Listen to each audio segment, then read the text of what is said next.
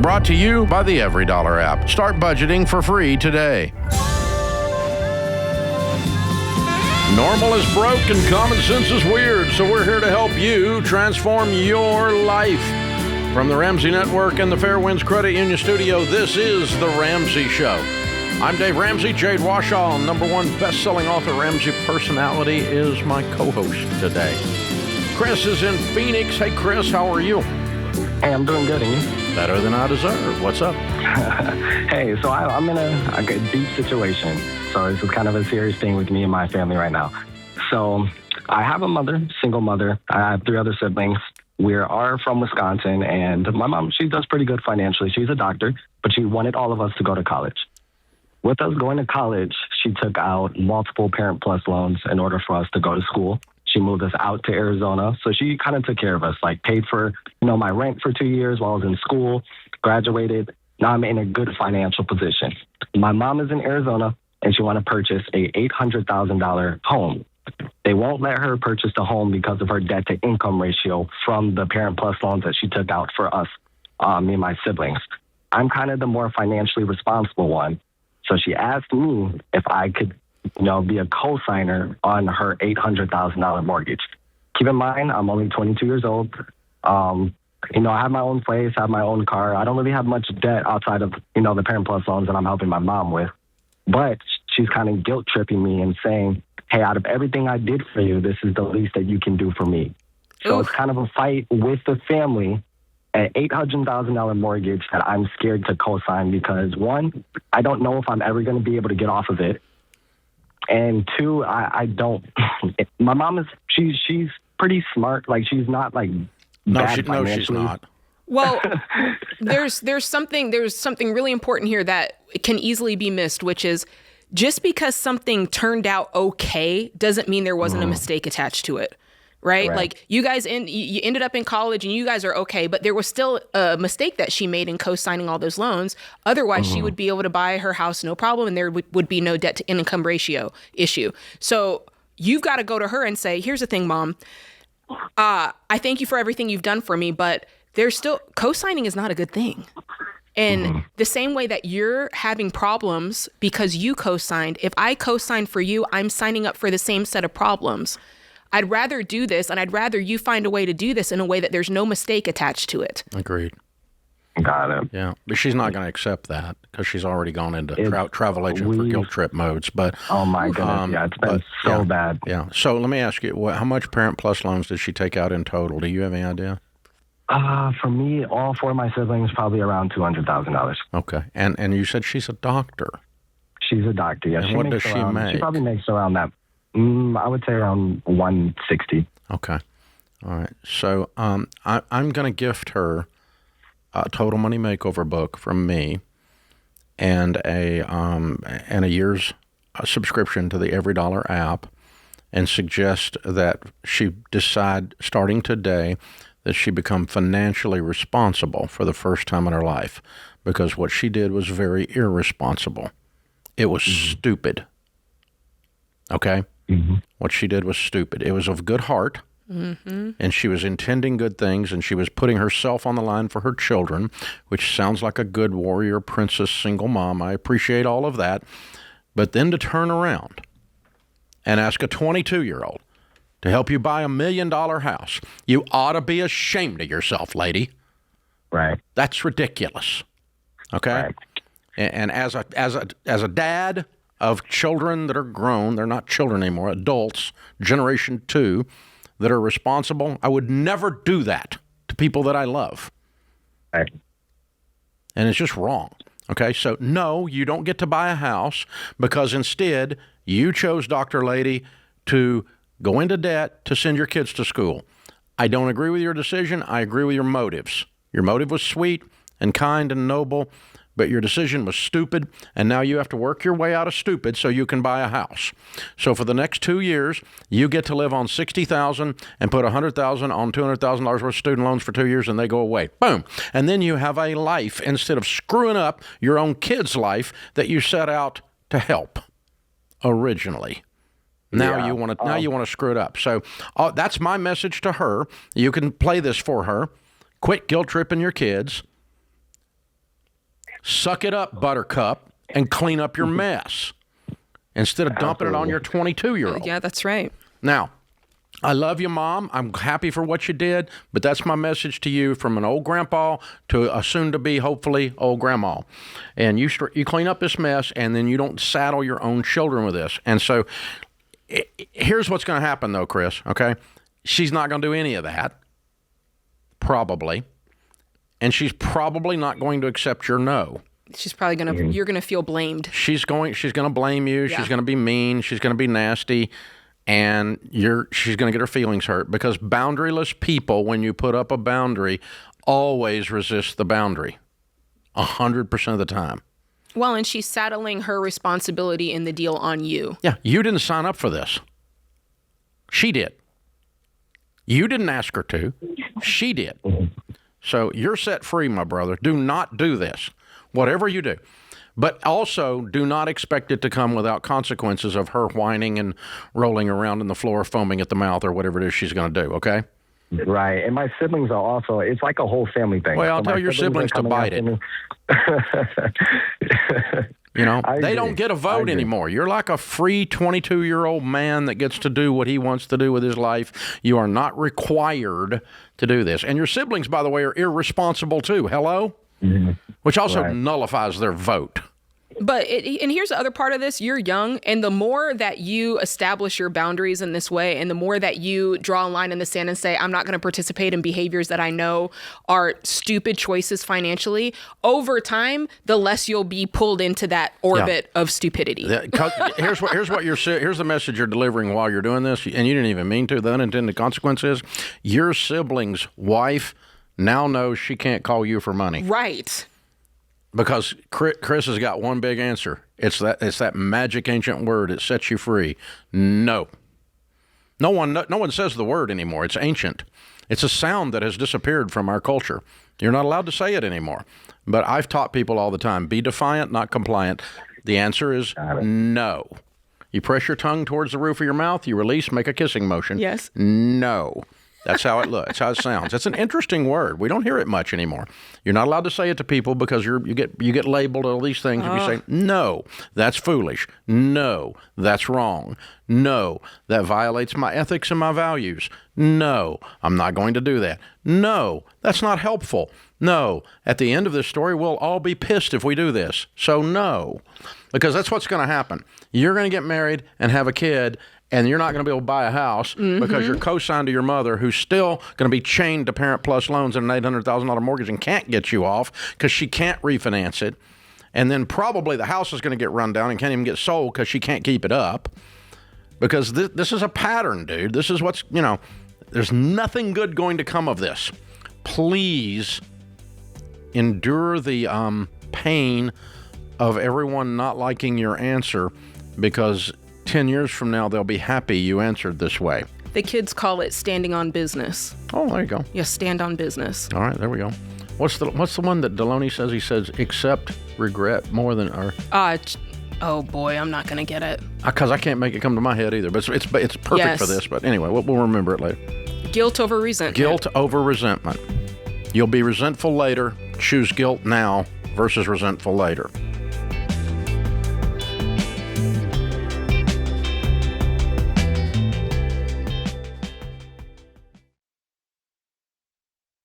If you or someone you love is dealing with a complex health issue, navigating the healthcare system can feel like a full-time job that you never signed up for. Several months ago, my family experienced multiple emergency healthcare situations, and little did we realize what kind of nightmare we were in for beyond the medical issues. Dealing with different schedules and signatures from different providers, scheduling appointments, decoding all of the medical jargon, figuring out medical billing, and the mountains of paperwork. All of this on top of being sick or scared and dealing with the challenges and disruptions to our home. Like me, most people go through this alone, but not anymore. The next time a medical challenge arises in my home, one of my first calls will be to Solace Health. Solace Health is extraordinary. They pair patients with a personal advocate, someone with an average of 16 years of healthcare experience whose entire job is to fight for you so you get the care and honest answers you need. And Solace is covered by insurance. They handle the paperwork, battle claims denials from the insurance companies, and make sure you're not getting lost in a system that was intentionally designed to be confusing so you and your loved ones can focus on getting well.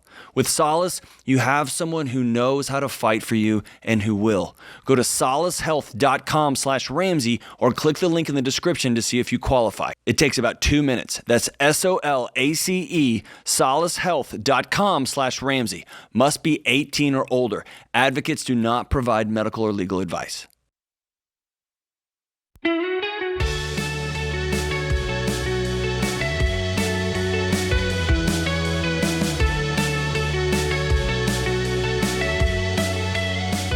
Lucy's in Charlotte. Hi, Lucy. How are you?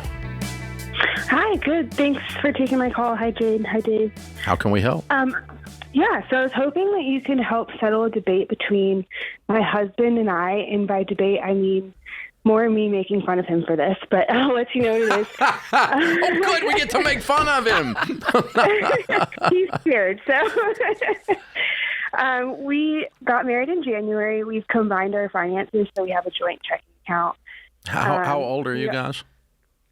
I'm 34 and he's 35. Okay. All right.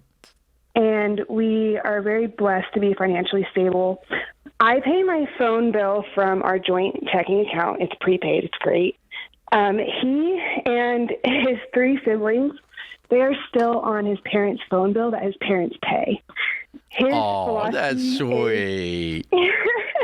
He says if it's not broke, don't fix it. And I just think this is crazy. It's broke. It's broke. You're a 35-year-old man. You should have been off your parents' cell phone plan 10 years ago. Yeah. Yes, you should make fun of him at length. Okay, this is exactly what I thought. Does his mommy fold his underwear too? I mean... No, surprisingly not. This is the only thing that I just think it's crazy, and he thinks it's normal. So no, it's not normal. It's not normal. It's more normal than it should be, but normal kind of sucks in our culture. We've gotten people all confused about, we got 35-year-olds living in their mother's basement still playing, Call of Duty because they've never actually figured out what duty is, and so. Yes, crazy. So he hasn't paid the bill in 15 or 20 years. He's never paid the bill. So he probably wasn't even thinking about it. Let's be fair there. He probably wasn't even thinking about it. Then you brought it up. That was his opportunity to go, you know what? I forgot about this. You're right. I should move like a grown man and stuff now. I should pay my own bills and stuff now. Yes. Because that's what adults do and stuff now. Wow. Yeah, and it wasn't ever an issue. That's fun. Yes, we should all make fun of him. On behalf of all the 35-year-old mama's boys out there, we should make fun of him. Okay. Mercilessly. Yeah, you win, Lucy. Yeah. You win. Touchdown. That's funny. It is very funny, and it's cute, and, we'll have some fun with it. But it does bring up something that, we did a show yesterday on real estate. And the number of single ladies buying a home is now 3 times the percentage of single men buying a home for the first time in history. Which is interesting because women tend to earn less dollars. In general, yeah. Yes, not always, but they also tend to want to make a, quote, home, so to speak, a nest. And... but what we're seeing is that we've got, the numbers vary depending on who you read and who you believe, but somewhere between 40 and almost 50% of the single males under 30 are living at home still. Well, this goes back to a lot of the content that you were talking about earlier in the year, because there's data that's attributed to that, right? Yeah, well, it's there's a couple of things we're seeing that are causing that. Those guys they don't feel like they are winning in the marketplace for various reasons, and so they are further trapping themselves by being the generation that has sold their soul to DraftKings. The sports betting is through the roof, and it's killing them. They're losing like hand over fist. They've made DraftKings and whoever else just unbelievably billions of dollars in a very short period of time. And that's where the crypto bros live. Because they're swinging for the fence. They don't think they can hit a single and get on base. So everything they do is a desperate move. It's a bet on a football game or a bet on crypto. And that's the only thing that's going to get me out, because I can't do slow and steady. It doesn't work for me. I'm too scared. I'm too stuck. I'm too whatever. And I blame mom and dad. Because, in my 20s, there were times I got married at 22, but in my 20s in college and as a young married person, there were times I was terrified, but it was really good for me. A lot of wonderful things happen out of a healthy desperation. Because I knew if I didn't do it, it wasn't going to get done. Well, that's what I was going to ask. Do you think it's a low expectation of, hey, it's not even, we don't even expect you to do this? Or do you think the expectation is scaring them and it's like, hey, I don't think I can meet this. I'm not even going to try. Yeah. Well, it goes all the way back to early childhood. Teach your children to do hard things. Yeah. Teach your children to do hard things. And then at some age, early 20s at the latest, like when you come home from college, you can't come home. Be a man, my son. Oh, yeah. Get a place to live. Moms and dads are not doing a 28-year-old favors when they're spending their evenings on binging Netflix. They're betting on sports with DraftKings. They're buying crypto, and they're excellent at video games. You have done them no favors. You're a child abuser. Because who wants to date that guy? And that's the problem. Yeah, that's the problem too. What father wants his daughter dating that guy? Well, Daddy, he's a dreamer. Oh, God, they're going to live in the basement. I want to see that you can go out and make a life before you add me to your life. You know what I'm saying? Like, I want to see that. I want to see it happen. I want to see that you can get a place. The dictionary is the only place that success comes before work. Everywhere else, work comes before success. And so, moms and dads, an eagle that is not kicked out of the nest pretty quickly becomes a turkey. And so we need to kick the little eaglets out and let them have some terror. Oh, well, it's hard out there. It is not hard out there compared to when you did it, moms and dads. It's the easiest and best time in the history of the world right now. The stock market's freaking booming. Jobs are everywhere. Now, not $150,000 a year jobs for people who got a degree in left-handed puppetry to follow their passion. No, people who actually are working at things that the society needs. It's out there. And if it's not, give them a lawnmower. Run down to Home Depot, buy a leaf blower. Rich people are afraid of leaves. You've got a job instantly. Instantly. It's the sound of success. Facts. Get it, baby, get it. So the wussification of America is beyond belief. We have killed a generation of young men by not teaching them how to throw their shoulders back, lean into the harness, and pull something. Now, does that sound like a dad joke? I don't care. I'm observing the socioeconomic data. I'm also talking to the young women who wish there were some more men out there that they could date instead of a mama's boy living in their mother's basement. And it's just ridiculous, you guys. It's out of control. And I got to tell you, I got a whole bunch of good ones. It's not the entire generation. We've got 750 in their 20s working at Ramsey right now. Mm-hmm. And they're incredible. Their eyes are shining. They're passionate. They're talented. And they can balance a checkbook. And they can pay their own light bill and buy their own milk. And, this is Lucy's calls fun, and we can have fun and joke around with her about winning our argument. And yes, he needs to get off cell phone bill. But it kind of points to this whole other rant. Yeah, it does. This whole other issue that we're running into. It's affecting the housing market. Okay? So twice as many women, single 30-year-olds are buying homes as men 30-year-olds. First time in history. Why? I don't know. Other than they're maturing emotionally, relationally faster. I don't know. And they don't want to wait on someone else to. If they're waiting around, they ain't waiting on the what is it? The knight. Yeah, in shining armor. Knight in shining armor. Thank you. Because his armor's pretty tarnished because he's been playing video games all day. He needs some WD-40. He needs to get him a little stainless steel, rub that armor, shine that. Golly, you guys, come on. The great news is for you young men that will decide you want to shoulder up, you're going to be so rare that you're going to have your pick of the litter, baby. You got a guy that works and pays his own bills and is walking around and is kind and gentle and has integrity. You can have anything you want out there, man.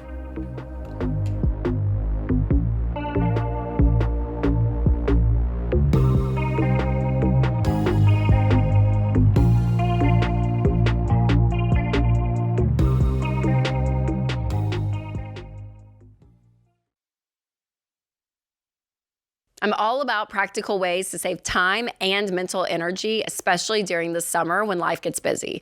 Between vacations, camps, deliveries, travel plans, online shopping, and trying to keep everyone organized, my mental load can get pretty full. That's one of the reasons why I love Delete Me. Most people don't realize how many data broker sites have their information online, like old addresses, phone numbers, and even family connections. And that can put you at risk of being a target for spammers and scammers. But removing all of it yourself can turn into a giant project. That's why Delete Me is amazing, because Delete Me handles it for you. Their privacy team of experts removes your personal information from hundreds of data broker sites, and they keep monitoring it throughout the year. So far, Delete Me has saved me about 90 hours I would have spent myself removing my information. And honestly, it feels so good knowing that someone is in the background helping me, and I don't even have to think about it. So this summer, give yourself a vacation with one less thing to manage. Get 20% off annual plans at joindeleteme.com/Ramsey. That's joindeleteme.com/Ramsey.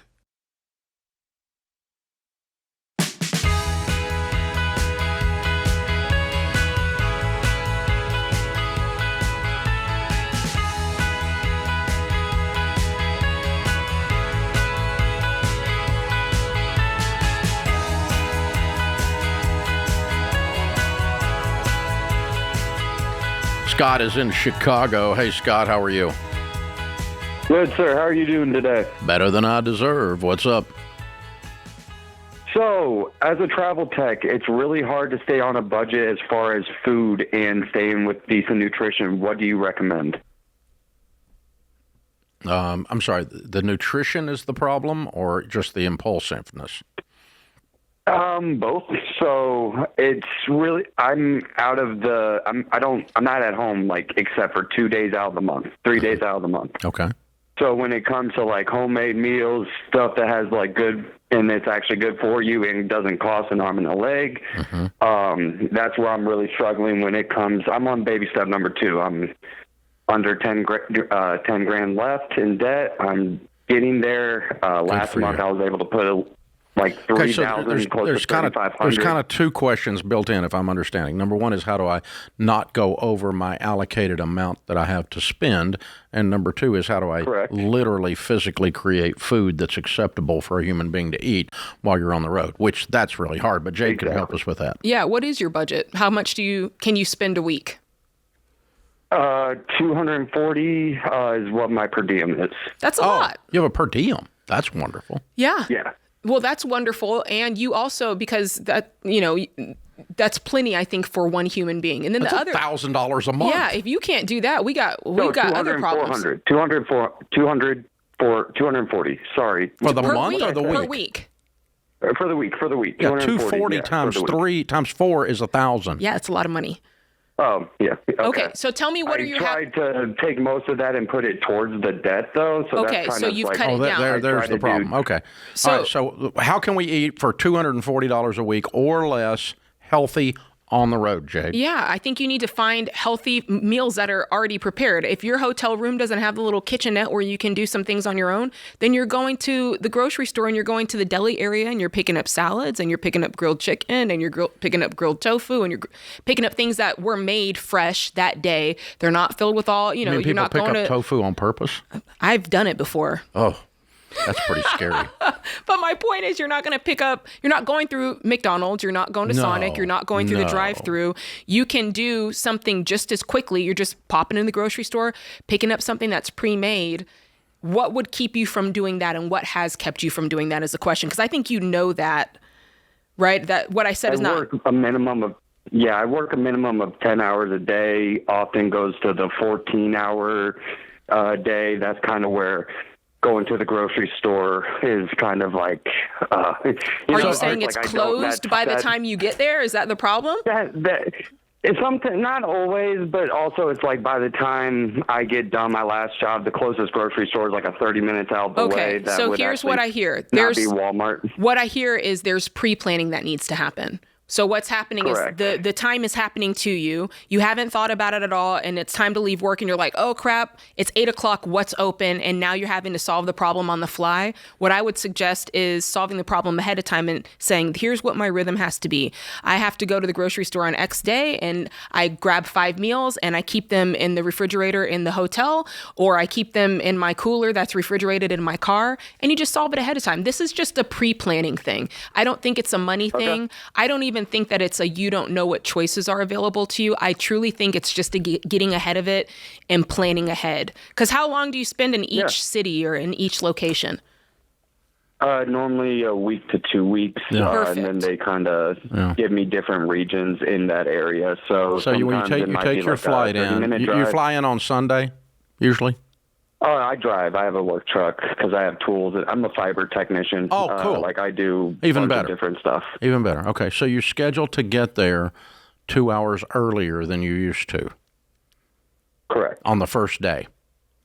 And you go to the grocery store and you load. You go to the grocery store and you load your cooler for the week with things you're going to make when you get back to the hotel room. Got it. That's the only thing you can do. That's all you can do. Because otherwise, if you could take your lunch with you during the day, get up in the morning, make you a lunch, take it with you. We've all done that, just about. And always. How old are you? I'm turning 30 this year, and I'm trying to be debt-free by 30. Good for you. Well done. I'm proud of you. You're killing it, man. It's a great question, by the way. Yeah, Scott. When my husband and I, we used to do musical tours around the United States, and sometimes a tour could be 14 or 21 days. And so that's what you do. And you could be in a different city each day. And so that's what we had to do. But our hotel was kind of in a central point, and so we'd go to Whole Foods or we'd go to Publix, load up on the things we want, just like Dave said. Some things would be quick and prepared that we can just pull out of the refrigerator and heat up, and other things, because we had a kitchenette, we could go in and say, okay, well, I am going to go ahead and grill this piece of tofu, or I am going to go ahead and, slice up this salad myself. And that it truly is just getting ahead of it. And that's all there is to it. Yeah. So pre-planning in detail helps you do two things. One is it keeps the thing from happening to you. You're happening to it. You're being proactive in terms of the nutrition and the food selection. And you don't ever see the inside of a restaurant with what we're laying out. And you're going to spend less money because now you're not doing tips. Money, and you're going to get the stuff from a nutrition and health standpoint that you're actually looking for there. And you'll learn about that. It may be that you like, I think probably one of the best things on the planet is a ripe tomato, personally, because I'm from the South. A tomato sandwich? And I'm just saying. So if it was me, and if it was my wife too, we would probably figure out where the closest farmer's market was to where I'm getting ready to go to work for 2 weeks. And I'd probably hit that puppy on Sunday afternoon and load the veggies up, the fresh veggies like that. Dave, and, what do you my make? mouth is watering. I was going to say, what's I need to know. I don't make anything. No, what's your go-to meal? If Sharon said, Dave, it's on you tonight, what are you making? We would starve. Reservations. Not even a steak on the grill. Oh, okay. I can throw a filet on the grill. I can throw a hamburger on the grill. I'm really good at that's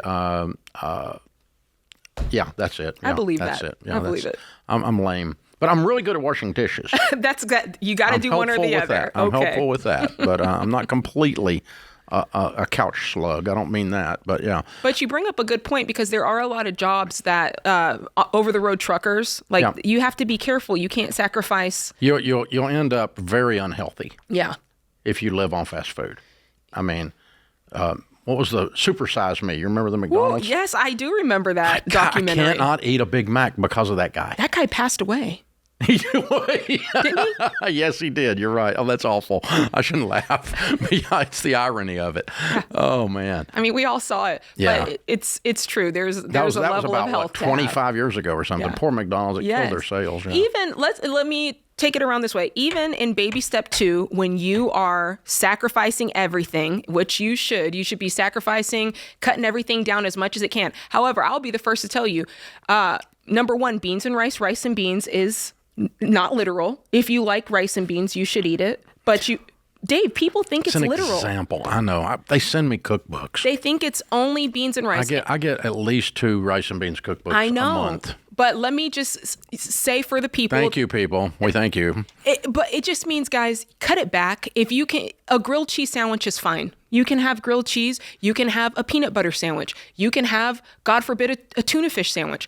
But the point is, you're cutting back. It's not an excuse to eat fast food, to eat the cheapest thing, to eat the crappiest thing. Your health matters too. And you can eat healthy food very inexpensively. If you follow Jade's Instagram, you put up a bunch of good stuff I do on sometimes. there. I do from time to time. And you're quite the cook, as opposite of me. I do. Yeah, you're very, and you like it. I love enjoy it. I do. And for the people who don't enjoy it, it's a struggle, because they're the ones that want to, it's tough. Well, what I want to do is do something efficient, and really good food is not efficient. Right. I mean, I'm not talking about nutritional food. I'm talking about like gourmet food. Gourmet. It's ridiculous amount of time. Oh, yeah. To create that one bite. Uh-huh. Yeah. Yep. That's why they can charge for it. And they do. Yeah. It's my favorite sport. Now, there you go. Got to find a spouse who's good at it. Yeah. Or good at making money. One of the two. One of the two.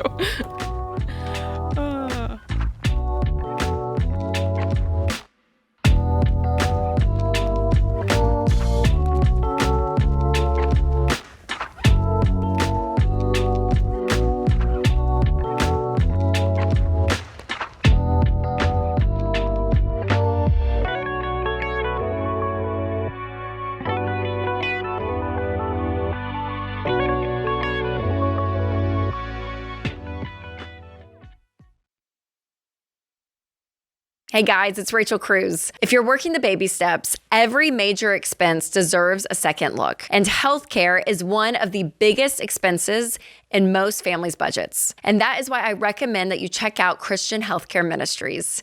CHM isn't insurance, it's a health cost-sharing ministry. That means members help pay one another's medical bills, and they've been serving Christians since 1981. CHM programs start at just $115 a month. And here's why that matters.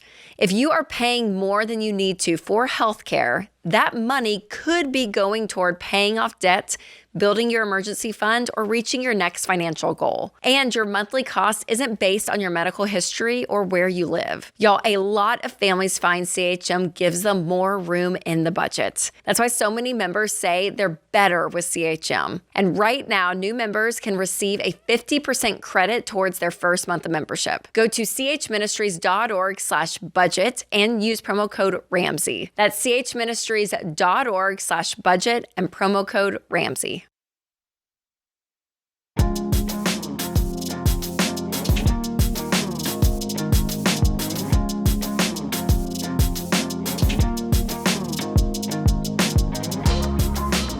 Logan is in Denver. Hey, Logan, how are you? Better than I deserve. How are you guys? Just the same, sir. How can we help? So my direct question is, when it's time for me to eventually make a cash purchase on my first pure rental property, if I should look at townhomes and condos or single-family homes, does it even matter? I can give you more depth of my scenario if you need. Doesn't matter. I would do, if you're going to do a townhome, I'd do a single family. I wouldn't do a duplex. Yep. And so I'd do a single family would be my first purchase, whether it's a townhome, a condo, or a standalone. If you're going to do something that involves an HOA fee or a condo fee, be careful around that because that's obviously going to Yep. affect your resale later. And it's also going to affect your cash flow. Even though you paid cash, if you got a huge HOA fee, then it's going to eat your cash flow. So be looking at that, because some of these condos, if they've not been managed well in the past, they had to catch up on their maintenance, and they're hammering the current occupants with high fees to catch up. And so deferred maintenance problems. And so you just look at the budget on the condo. You can get a copy of the budget. You can find out about the HOAs and see if you get sticker shock on that, or the condo fee, or whatever they're calling it in your area. I would always stay in the bottom half of the market for sure. Yeah, Logan, what do you plan to spend? What were you thinking of spending? So I'll try to give you a 30-second long story short. I just bought my first ever home, and I'll have it paid off because I'm renting out both bedrooms, and I'm 24 years old. So my goal is to sell this place, and then with that, buy two things. One is a cash purchase on my townhome condo in the amount of about $230,000, and then with my leftover money, I'll buy my own primary residence house. Good for you. Wow, that's fun. That's cool. That's a good plan, and all with cash. Well, that's my goal. So I bought my place. I got quite lucky. I've been a longtime listener, so you guys have helped me out with it. And fortunately, I rent out both rooms, and I don't have to have bum tenants, because whether they're there or not, I have my mortgage under control. Well done. So I'm trying to plan in advance. This question isn't an urgent one. I understand. So really, what I'm trying to do is just not have my first ever rental property give me a bunch of headaches. And I don't know if the type of property matters. It doesn't, as long as it's a good quality neighborhood. And the lower the price of the property, the more headaches you're going to have. Because that's the type of tenant you're going to have. Okay. Right. And so I before I went broke in real estate, I owned a bunch of super low end stuff, trashy stuff. Yeah. But the return on investment was ridiculously good, but the hassle factor was ridiculously high, because we're constantly dealing with some kind of criminal element, and so it was a real problem. And not 100% of them are, obviously. There's some good people there, don't misunderstand, but it's a lot different when you're renting something for the cheapest possible rent in the market, or double that or triple that. So, totally. In terms of who you're having to deal with. And even that goes even so far as to say, if you left residential someday and owned a piece of commercial property, now you've a lot less hassle, because you're dealing with a person with a business acumen that's your tenant, it's not a residential situation. The drama level goes way down. And so anyway, all of that to say. Now, so Winston and Rachel, they bought their first property. Winston loves real estate. He always has, even before he knew me. And he manages all of our real estate now. And his very first property he bought was a small, I think it was a 2-bedroom condo. And I think they held that about 5 years, and they made bank on that thing. I think it doubled in 5 years. It was a great purchase, So I don't mind condos at all, but you buy them like you buy them like you're going to sell them. And so if it's an ugly house and you get a good deal on it, when you get ready to sell it, it's still going to be an ugly house, and you're going to give somebody a deal because it's ugly. So that kind of thing. So just keep that kind of thing in mind. Everything that's a deal is not a deal, but if you can buy a good property that you're going to be proud when you're selling it, you can throw your shoulders back and be confident and kind and good on your price and all that kind of thing, then there you go. That's the good thing. Jake is with us, and that's a good question, by the way. Jake's in Atlanta. Hi, Jake. How are you? Doing well, sir. How are you? Better than I deserve. What's up? Good. So my wife and I, when we got married at 27, we made financial goals. We really got serious about age 30, and we've been on baby step 7 for about 4 years now. Way to go. Yeah. So my question is, and it's sort of a 2-part question, is how do you stay motivated once you've hit baby step 7, being that there's not necessarily goals you're working towards? Well, there's no desperation anymore. Correct. But you still need to have goals. You can still have a goal. It's just a different goal. Yeah. Yeah, So, I think our main goal now is like retiring at 55. That's the end goal. Okay. Have you got children? Yes, sir. We've got an 8-year-old. Okay.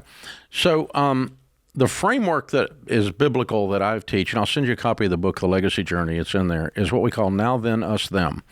The first stage of money is now. I have to eat now. I have to pay the lights now. I have to deal with Friday now. Right? Mm-hmm.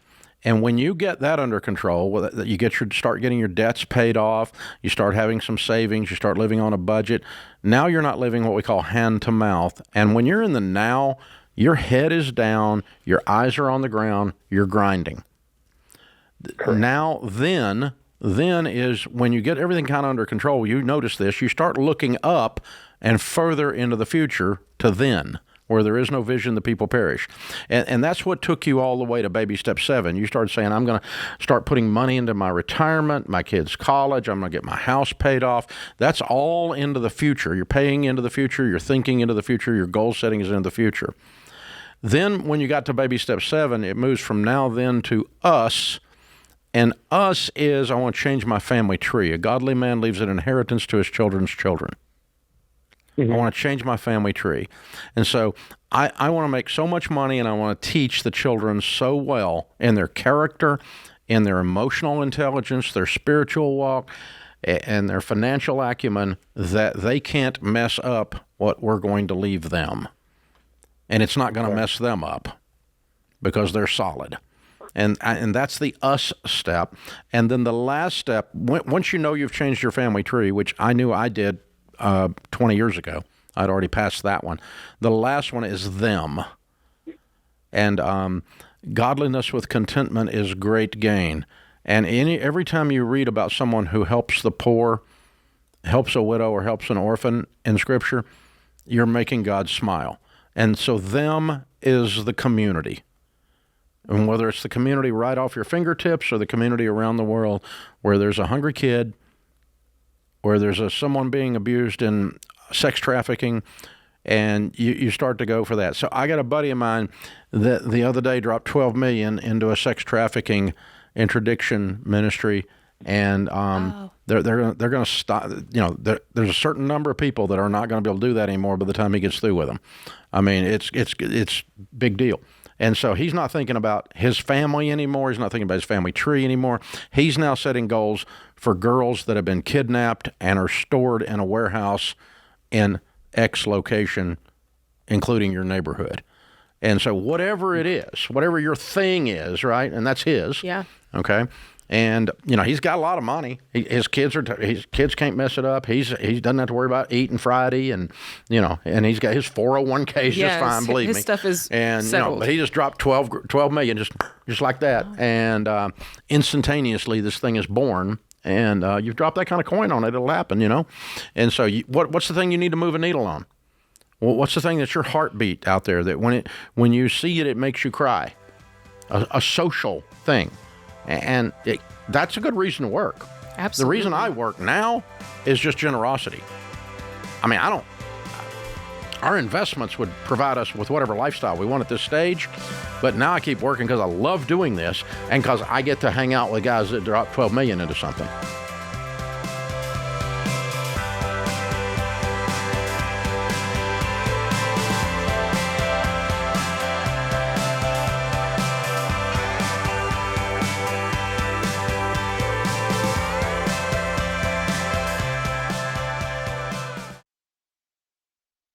As your business grows, everything becomes more complex. There was a time when Ramsey Solutions had too many disconnected systems and not enough visibility across the business. We wasted too much time chasing information instead of making decisions. That's why we got NetSuite. NetSuite brings your financials, inventory, CRM, and more together in one place. More than 44,000 businesses run on NetSuite, including Ramsey. And now they're taking the next step with NetSuite Next, making it easier to put AI to work across your entire business. NetSuite Next helps you make the most of your time, automating routine work like forecasting demand and following up on overdue accounts. With NetSuite Next, AI is built into everything you do, so you can ask it questions questions, just like when you're talking to a member of your team. And right now, you can try NetSuite Next for free. If your revenue is at least 7 figures, go to netsuite.ai/Ramsey. That's netsuite.ai/Ramsey.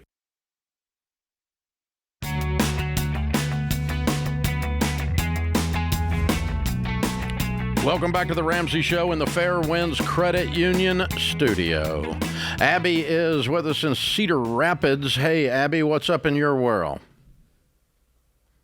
Hi. Hi. I just wanted to call in today to get some advice. Okay. What's going on?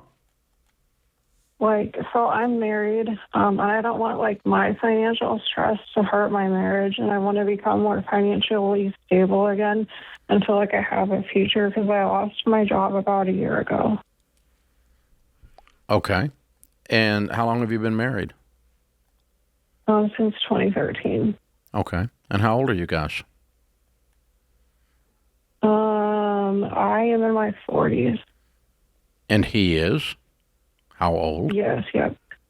Yeah, in his 40s. Oh, too, okay. so. All right, cool. And what'd you make at your last job? I was only making around 56. Okay. Maybe And what does your husband make? I think it's around 180.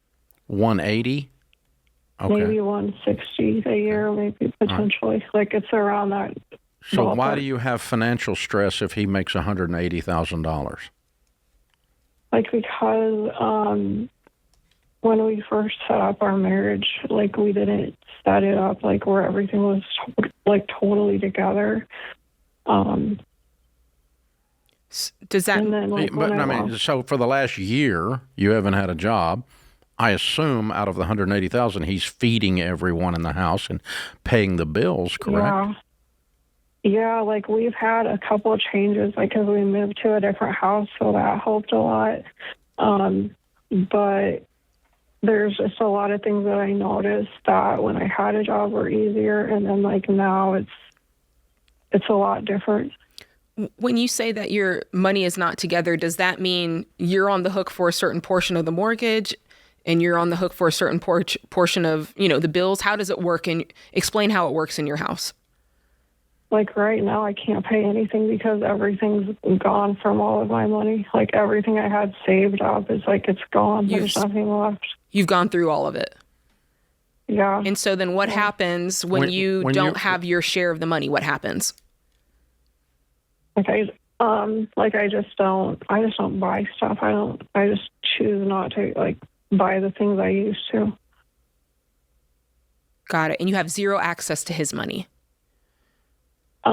Pretty much, yeah. I could talk more with him about having more access, but I don't those conversations don't go well because my power, I feel like it's less from not having an income right now. But explain it clearly. Do you get an allowance and it's just not enough? Give us more detail. What does it look like? Do you have a checking account card and you have access to the checking account, or you don't even have that? Tell us in detail. Yeah, I have a checking account. I guess I could say it has maybe $5,000 in there, and I'm just scared to use it because I don't know what's gonna happen if I use that up and then really have absolutely. Well, you have used everything up except that $5,000, and he's been paying the bills. That's what's going to happen. You make it sound like he's not paying the bills or he's threatening you or something. What's going on for real? No, it's just that our income was not set up together, and so I understand, but your household still has $180,000 coming into it, and you're not hungry. So what is the stress? Buying things that I used to buy. I guess it's I just want to feel more secure in the future. I really feel I don't know what is there's a financial solution besides that. Have you gone to him and said, hey, here's the deal. I feel like we're living two different financial lives. And because I no longer have a job, I feel like I don't even have a vote anymore. I feel like I don't have a life anymore. I would love for us to get to the point where our money is completely shared. There is no more yours or mine. It's just ours. How would you feel about that? Have you said anything like that to him? And if so, what did he say in return? I don't think I've been maybe that specific. Those are words that would be really useful, I think. Okay, good. Now, when I say that to you, do you have any concern over how he would react to that? Or do you have a concern that he might, that might be volatile? Do you have a concern? Do you have any concerns? I mean, we've talked about it a lot before, but those would be maybe better words to use to try to stick up for myself maybe a little bit more. But I just feel really, I guess, maybe insecure because of no income. And I just feel like. Okay. Have you had, while you've been ill, or while you've been off, or have you been ill? A little bit I have not felt the best. Like, it's affected me, like, with my health a little bit, yeah. In what way? Like, my mental health for sure, and, like, seeing friends, and then seeing, like, family, and feeling like, feeling stable. I don't know anything about anything. I'm just listening to your voice, and it sounds sad.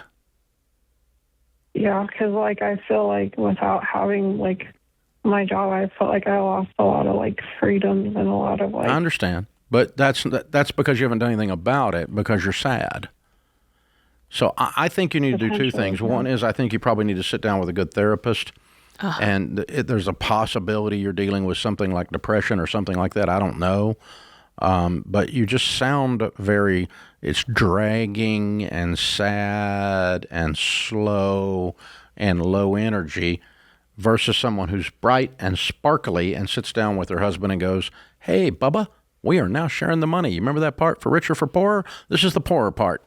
And we on the same page starting now. Ready, set, go." And I don't hear that coming out of your voice right now. I don't. And I don't want to project onto this, but I have an inkling some of that is coming from a result of this marriage. Yeah. Whatever this guy is to you, it doesn't sound like it's in a healthy place either. I agree. So I think you need to see a good therapist and possibly a good marriage counselor as well. And then that will solve all of this. This is not a math problem. It is not a finance problem. This is a relationship problem. You have a freaking $180,000 in your household. The word panic should not even be in your vocabulary. It's ridiculous. Okay? So the way he treats you is ridiculous. The way you treat the situation is ridiculous. The thing you've gone through and the way you all set this up is falling apart. And so, you need to sit down with him and say, this plan is not working. I can't exist this way. I'm going to go see a therapist. I feel like crap. Yep. And we're going to start sharing our finances. Ready, set, go. And if you don't think we are, then we're going to see a marriage counselor. And if that doesn't work, we're going to have to see a divorce attorney, because this is not working. Yeah. I'm not going to live where I feel like a worm crawling around and you with a whip in your hand because you make the money and I don't. That's bullcrap. So, and by the way, my wife, Sharon Ramsey, has not had an earned income for 42 years. And yet she has a lot of money. We share everything, passwords. Her name's on every account. As a matter of fact, her name's on more of the accounts than mine, because I don't own anything anymore. So it's gone the other way. But, you don't have to earn an income to have an equal vote, equal standing in the marriage. That's absurd.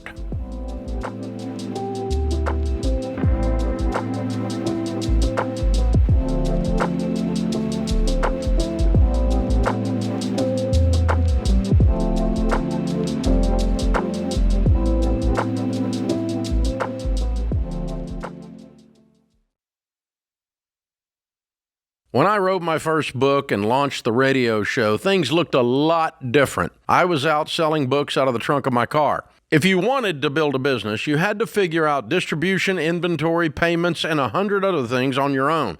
Today, there's Shopify. There are still plenty of challenges that come with building a business.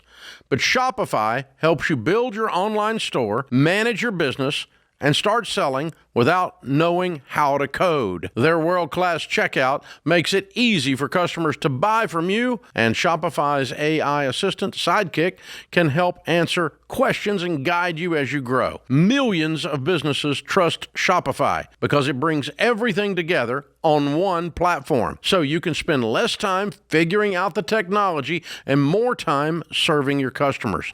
All you need is the idea. Shopify handles the rest. Start your free trial today at shopify.com/Ramsey. Shopify.com/Ramsey. That's shopify.com/Ramsey.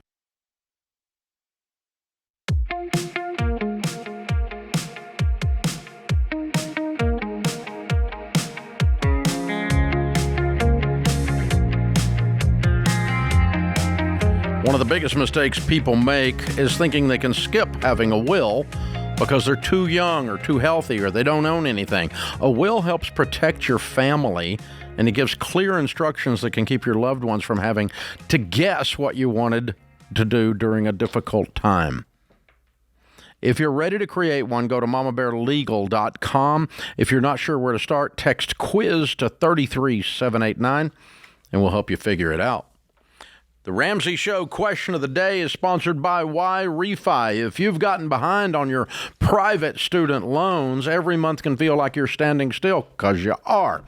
Y-Refi helps borrowers explore refinancing options that can help you start making progress again.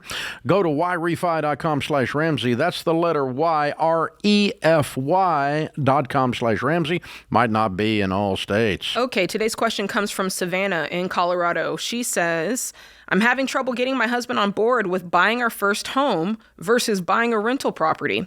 We have 25% saved up for a down payment, but my husband wants to buy a rental first and use the income to pay itself off while we're saving for a home of our own. The problem is we have a 10-month-old and a 3-year-old, and we need more room now.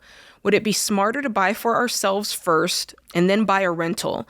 I'm not opposed to buying rentals in the future, but I feel like the family should come first. Savannah, what you said there at the very end is exactly it. This is really a values conversation more so than a right or wrong thing. So for instance, we had the guy that called in earlier. He was a single guy. He said, I'm going to buy this house the proper way. I'm going to rent out 2 bedrooms and I'm going to use that money to pay off the house quickly. And then I'm going to turn around and take that house and buy a rental property. To him, I say, great idea.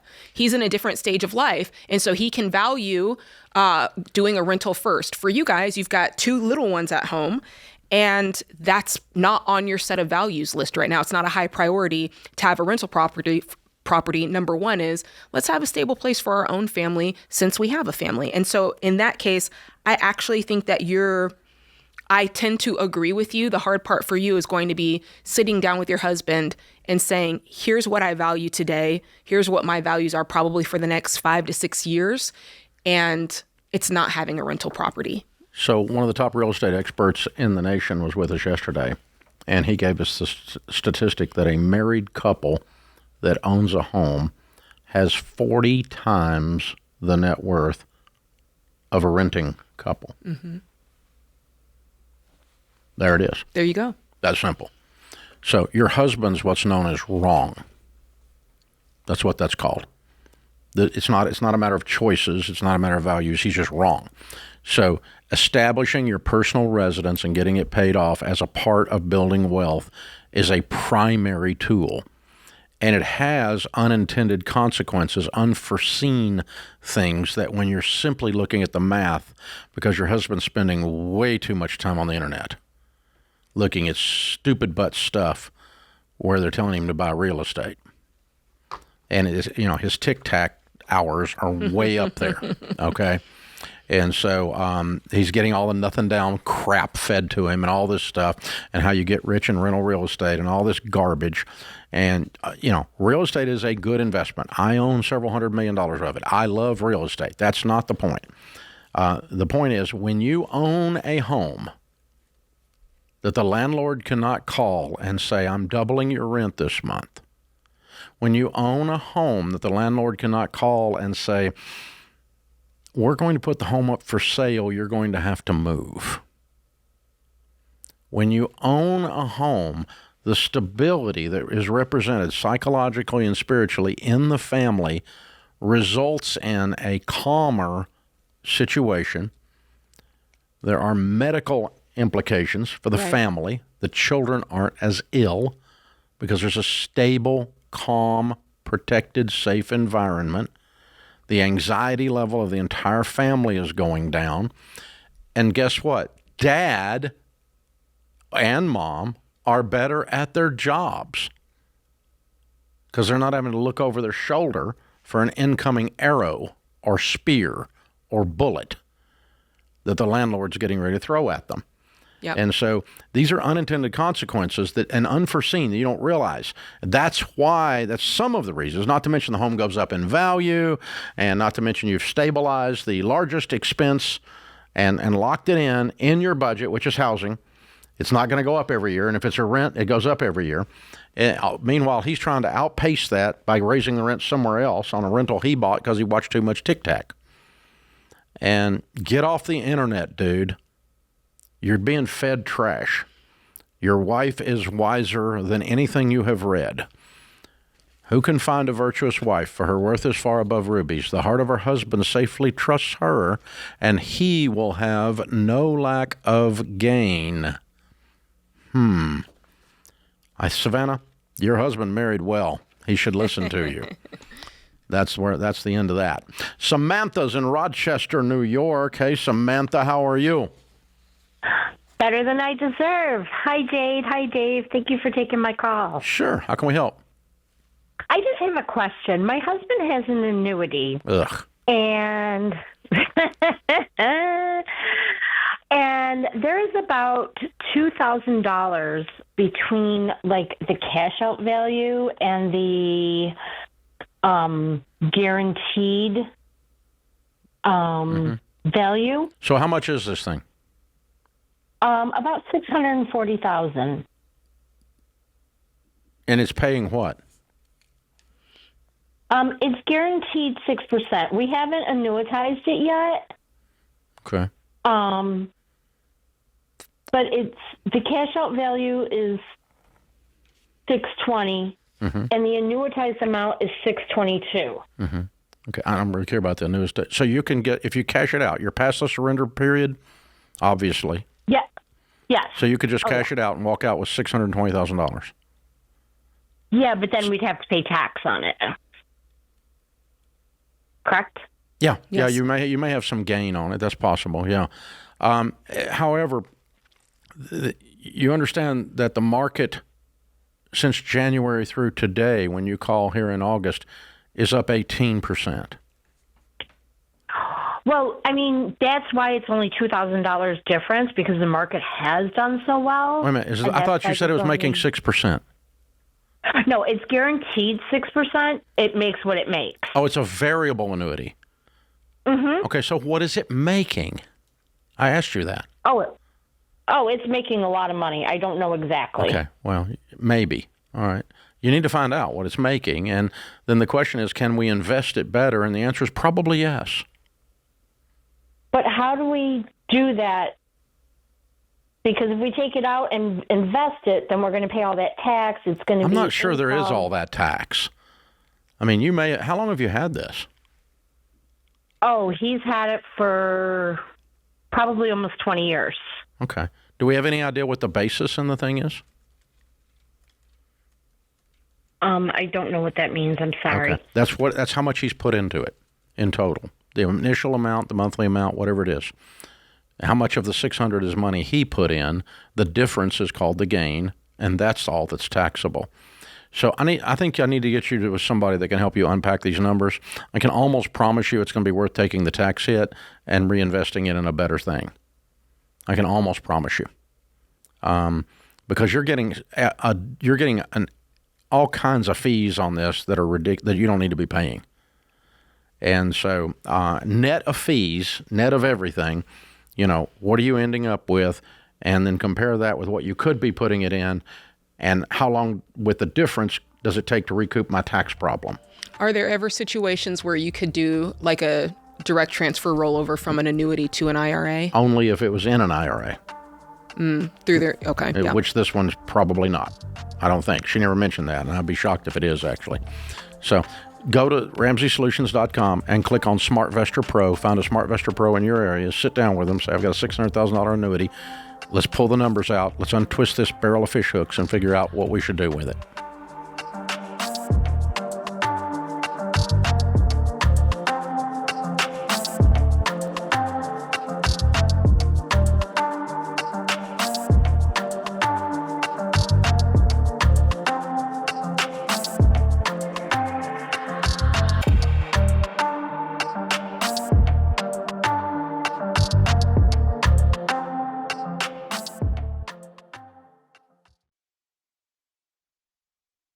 Hey, I want to talk to you for a second about love, and not love like in Titanic or something.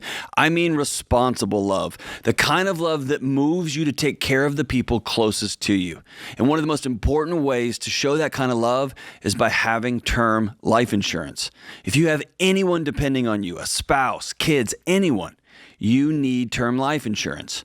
Term life insurance gives your family real protection if the unthinkable happens, so they can spend their time grieving and not worrying about how the bills are going to get paid. Xander is a broker who works for you, shopping the top companies to find the right coverage options for your needs and your budget. In many cases, there are options available with no medical exam and instant approval. My wife and I had term life insurance through Xander for years, long before I worked at Ramsey, because we trust them. Getting term life insurance is a way of saying I love you when you can no longer say it yourself. Go to Xander.com or call 1-800-356-4282 to find the coverage that fits your family.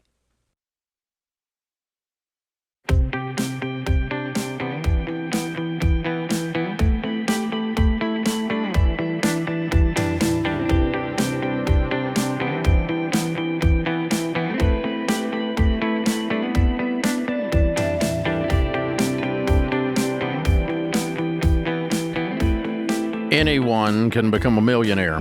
It's not that complicated. George Campbell and I are going to show you how at Investing Essentials, our 2-night virtual event.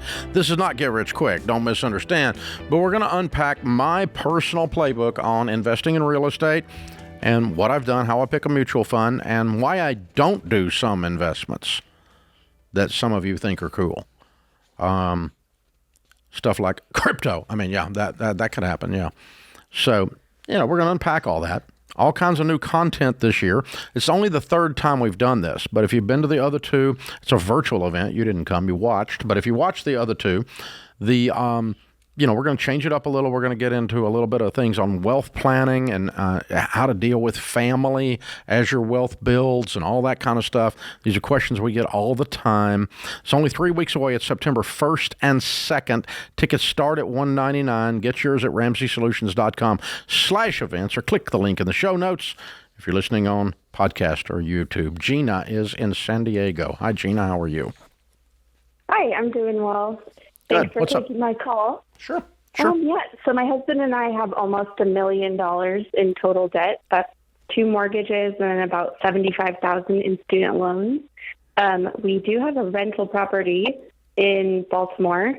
It has great cash flow, and we have a lot of equity in it, and that income helps offset our really high primary mortgage in California. But my worry is that it is a 126-year-old row home, so one major repair could wipe out all of our profit and put us in the red. What is that home worth? It's about $275,000. It's worth $275,000. And what do you owe on it? About $130,000. Okay. Spoiler alert: it's not cash flowing that great. Okay. Yeah. It's cash flowing some, but not enough to offset the other. So you have a $700,000 mortgage in San Diego, is that right? That's right. Okay.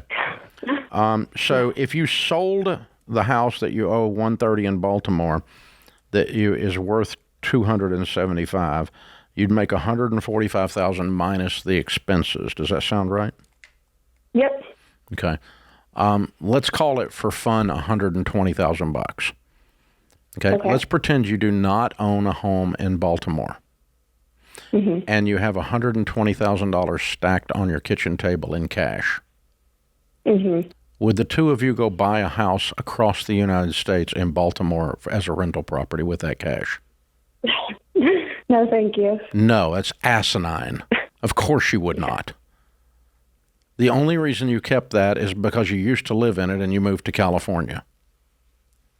Yep. This was not a strategy. It was an accident. It was by default. Yeah. Sell it. Okay.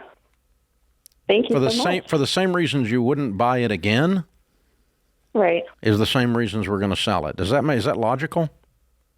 Yeah, it is. And we do, yeah, I think I just needed some clarity because of the extra monthly income. But yeah, but if you take $120,000 and invest it, you'll have extra monthly income, and the roof won't go out right 4,000 miles away. That's literally my fear. Your fears are accurate. They're accurate because that's what happens when you own rental property.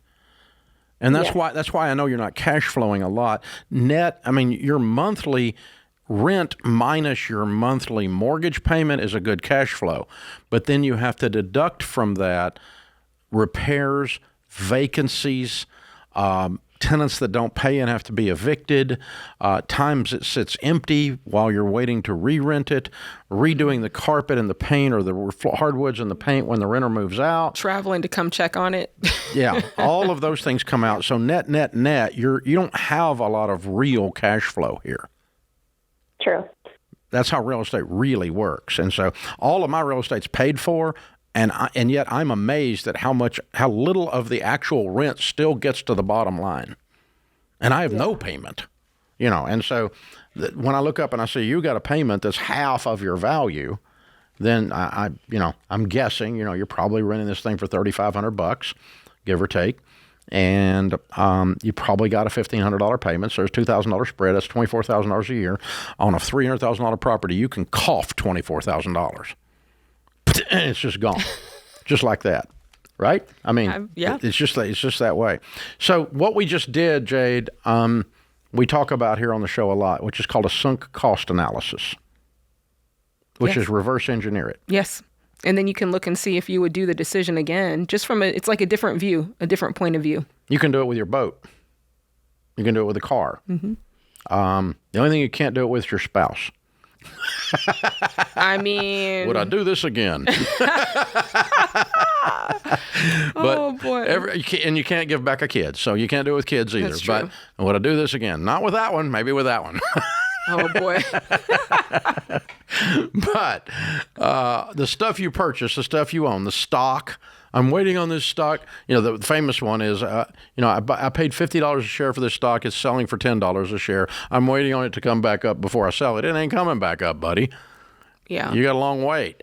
And while you're sitting around waiting, you're going to turn your $10 into $5. That's true. And then I just ask and say, okay, that stock is worth $400,000 right now. Would you go buy this stock at $10 because you think it's going to come up? No. Then why are you holding on to it? Yeah. Same exact thing. So I do that for myself occasionally, too. I reverse engineer it. If I didn't own this property, knowing what I know now, would I buy this property? Would I buy this thing? Mm-hmm. Would I do this thing? And the answer is no. Would I go on that trip again? No. Yeah, that's that one wasn't worth the juice wasn't worth the squeeze, all that. So all those kinds of things. Matt is with us in Seattle. Hi, Matt. How are you? I'm good. How are you folks? Better than we deserve. What's up? Hi, I'm new to the Ramsey system here, and I'm just not sure kind of where I fit or where to go next. We don't have any debt, and we accept our mortgage, but we are currently putting the 15% into retirement and have been for some time. Wow. That's awesome. My wife and I have, thank you, we've always been cash savers. Again, we're new to some of this. So you should have done a podcast. You could have made a lot of money. I don't know. I don't think I got the heart for that, but thank you. What we're not sure of is just a couple things, if you don't mind. Number one is we're putting the 15% away, but we still have some leftover cash each month. Mm-hmm. We've just been saving it in cash. I'm not sure if that's the smart thing to do. Is your home paid for? Not yet. No, it is not. Okay. All right. No. How much cash savings do you have that's like non-invested money, just cash? Well, not including the emergency fund, I have $100,000, and then we've got $40,000 in the emergency fund. Okay. Very good. Matt, you have done incredible. You've done incredible. Oh, thank you. Thank you. I'm not sure what to do with the $100,000 or the extra cash each month, but my last part is we also got a baby on the way, so I'm not sure what to do when he gets here, and if I should change what I'm doing with my extra cash, et cetera. I hope that makes sense. I mean, you're doing a lot right. You have no debt. We would definitely say pay off your debt. The next thing would be to stack up an emergency fund, which you've done. It sounds like that's probably somewhere between 3 to 6 months of your expenses, which is right on track. Yes. You're investing the 15%. Beyond that, yeah, you can do 15%. Along with that, you can start a college fund for these kids. A 529 would be great. And then you can start putting extra on the mortgage. What do you owe on the mortgage? We owe about $430. And your household income's what? $220,000. Okay, so what we teach to bring you up, you ask what you're not familiar with it. So we teach to do exactly what you've done, and the methodology, we call it the baby steps. But baby step 1, save $1,000 while you're getting started. Number 2 is pay off all your debts except your house. Work on them smallest to largest. You've done that. 3 is build an emergency fund. Those 3 things are done with intensity. Then you do baby steps 4, 5, and 6 simultaneously with intentionality. And that's 4 is 15% of your income into retirement. 5 is kids' college. 6 is go ahead and get the mortgage paid off. When the mortgage is paid off, then you are what we call baby step 7, which is debt-free completely. And now it's time to just invest and give out with outrageous generosity. You've done a really good job. I'll send you the Total Money Makeover, which outlines all of this for you.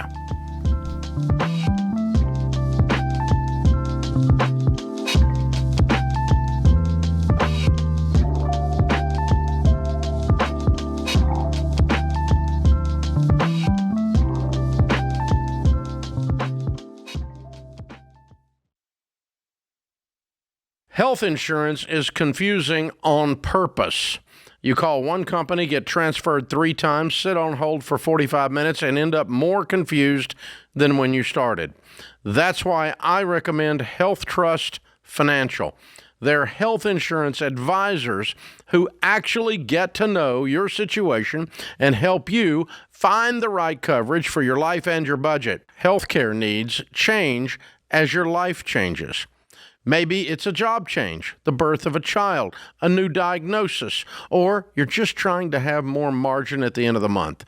No matter your situation, Health Trust Financial shops multiple top-rated insurance carriers and helps you understand what you're actually buying. I've trusted Health Trust Financial for over 20 years because they help Ramsey fans make smart healthcare decisions. Go to healthtrustfinancial.com today and talk to a real person without pressure or confusion. That's healthtrustfinancial.com.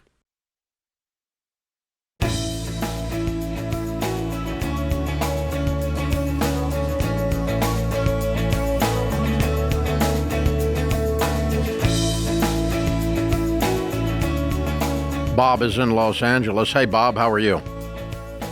I'm doing very well. How about y'all? Better than we deserve. What's up? I am of retirement age, collecting full Social Security benefit of about $3,000 a month.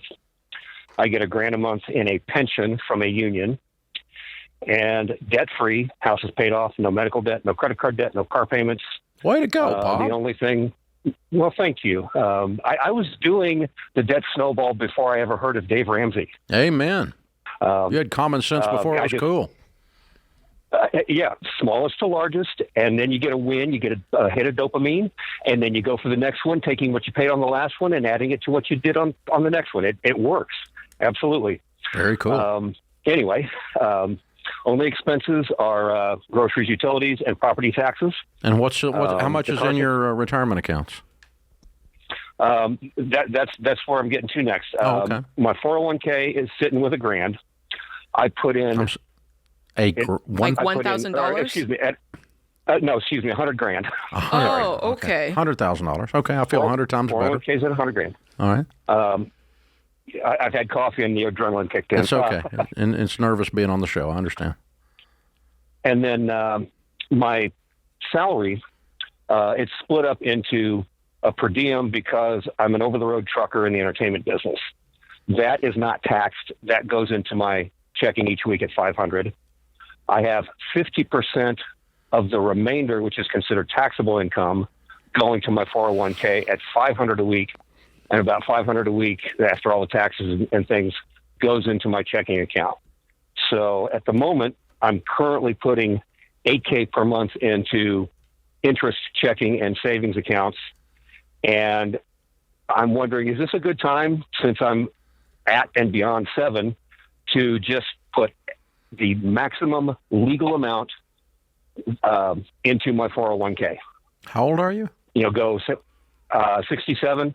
I hit Social Security at 66 in 10 months. Yeah. I'm getting, and then my wife is getting 18 a month. I didn't even add that in. And then I've got some other oddball investments, like $5K in a REIT called Arrive that was started by Bezos. As soon as I hit about 6 months, I want to get out of that. How long do you intend to drive? The goal is another year or two. Sell the house and do a direct swap and buy for cash on the Oregon coast and retire there, and go salmon fishing and repair and restore musical instruments. I love it. So great plan. Just to get clear, right now you're investing $2,000 a month. How much more? Correct. How much more of the $8,000 that you bring home do you want to invest? Essentially another $2,000. So bring it up Basically to $4,000. going from $2K a month to $4K a month. Yeah. Okay. If we work 24 more months, another $2K is another $50,000, give or take. Before, before things compound, et cetera. Yeah. And but I mean, they're not going to compound a ton in 24 months. So, but if you put an extra, if you add an extra $2,000 to what you're doing now, in your deposits into your 401k, you're going to add over the next 2 years, you're going to add approximately an extra $50,000, which is great. And you're putting how much in retirement today again? One more time. $500 a week, $2,000 a month. $2,000 a month. Okay, so we're doubling it. We're talking about doubling it. Mm-hmm. Yes. Okay, so instead of 50 in the next 24 months, we're going to put in approximately 100 in the next 24 months. And you've got 100 in there, and that'll have you 200 in there, and you're not going to touch it, and it'll continue to grow. Yes, I would do that. Absolutely, I would do that. And then add to this, I've got $25,000 in a high-interest savings account or checking account, which I just need to be home to transfer some of that into other accounts.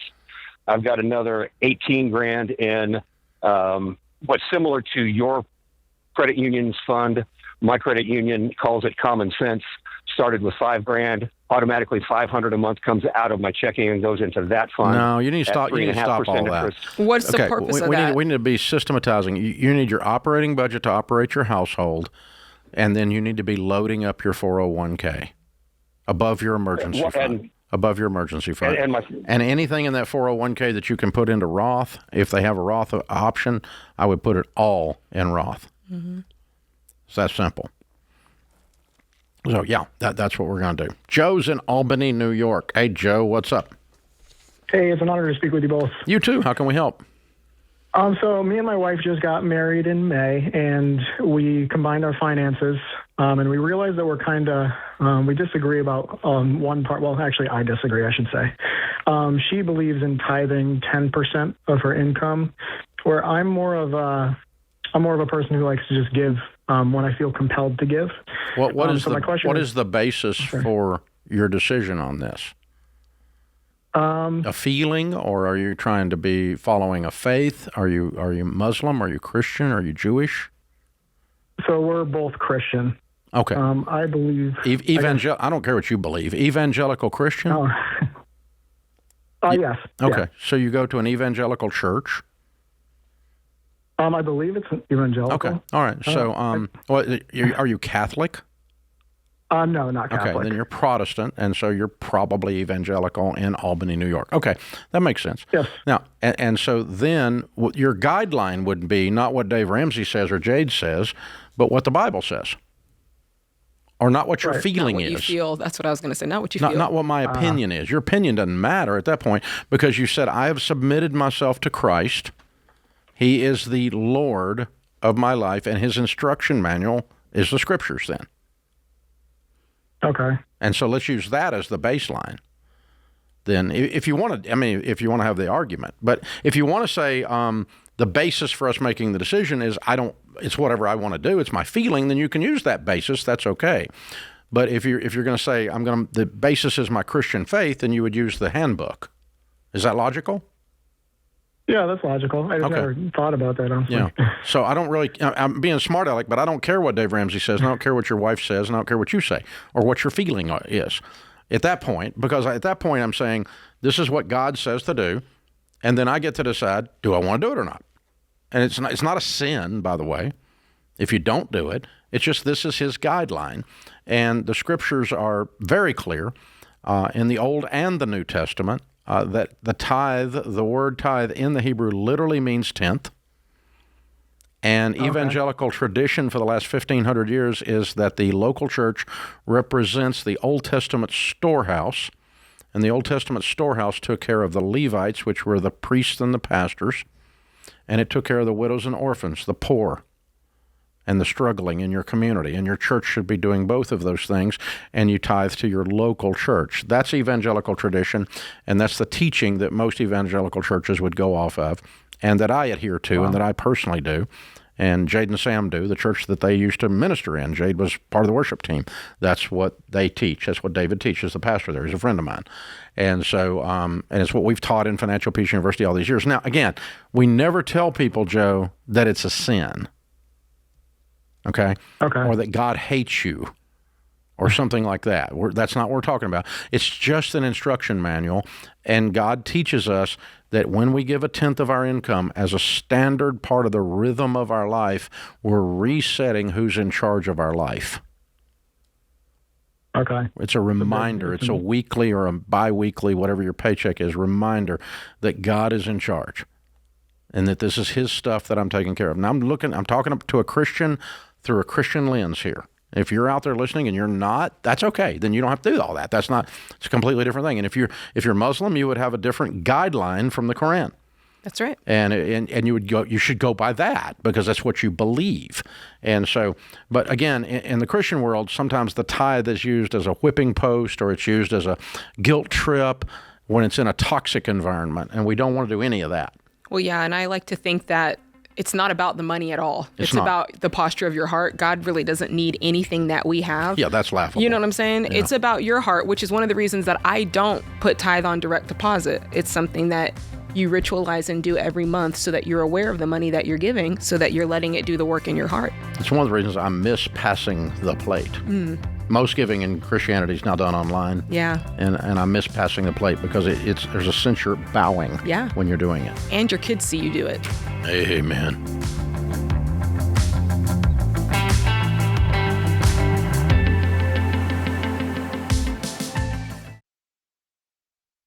This show is sponsored by BetterHelp. Hey, my friends at BetterHelp just released their annual State of Stigma report. It's full of all sorts of data about why so many people avoid getting the help they need for their mental and emotional health challenges. And here's a data point that stood out to me. More than 3 out of 4 Americans reported anxiety or depression symptoms just within the last few weeks. If that's you and you're carrying stress, anxiety, or depression, or symptoms of anxiety or depression, just talking to someone can help you more than you realize. I want you to contact my friends at BetterHelp. BetterHelp is an online therapy platform that matches you with one of their 30,000 plus licensed therapists based on your goals and preferences. It's easy and it's super convenient, and you can message your therapist and schedule sessions right in the platform. And if the first therapist you're matched with isn't the right fit, you can switch at any time for no extra cost. Don't let stigma stand in the way of support. Visit BetterHelp.com/Ramsey and get 10% off. That's BetterHelp, HELP.com/Ramsey.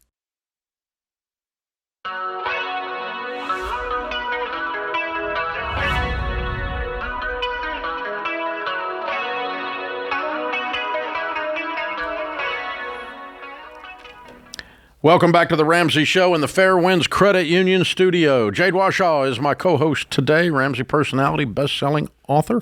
Ann is with us in Sacramento. Hi, Ann. How are you? I'm doing well, thank you. Good. What's up? Yeah, so my husband and I were in our 40s. We just got married last May, and we are having some challenges with deciding how we should handle our blended family estate planning. Essentially, he wants his 7 children from his previous marriage plus my 1 child from my previous marriage to split everything that we have now and build together 8 ways equally. And to me, it seems a little bit like that somewhat disinherits my 1 child because he has to share with the 7 others. And so we're just looking for some advice as to what your thoughts are on blended family estate planning. Well, my first thought is that what you've discovered is what we most often see. It's hard. It's very hard. It's complicated because there's not a smooth one-size-fits-all answer. It always helps me with these things, and it helped me even, I mean, we're not a blended family, but it helped me when I was explaining our estate to our children to first start off with there's no ethical or moral rights that any of them have. Mm-hmm. It's your money and your husband's money that you both brought in and the money that you build from this point forward. And if you leave them zero, that's not traditional, but it's perfectly moral, perfectly ethical. Okay, and it helps me to just kind of take it all away from them to start with in my mind. And then when I start giving it back, it feels different. I can see that. Right. And so instead of like, this is mine, it's mine, it's my rights, and, you know, I had a good inheritance, and then my mother got married, and it got split 7 ways. And it's like, no, it wasn't yours, you little twerp. It was mine. How old are they? How old are the kids? Yours and his? So mine is the youngest. He's 10, and they go all the other 7 go up to 24 years in age. Okay. In my mind, first and foremost, then, I would establish what happens while they're minors. Right. Okay. Because I want to make sure my minor children are cared for if we both die in a car wreck today.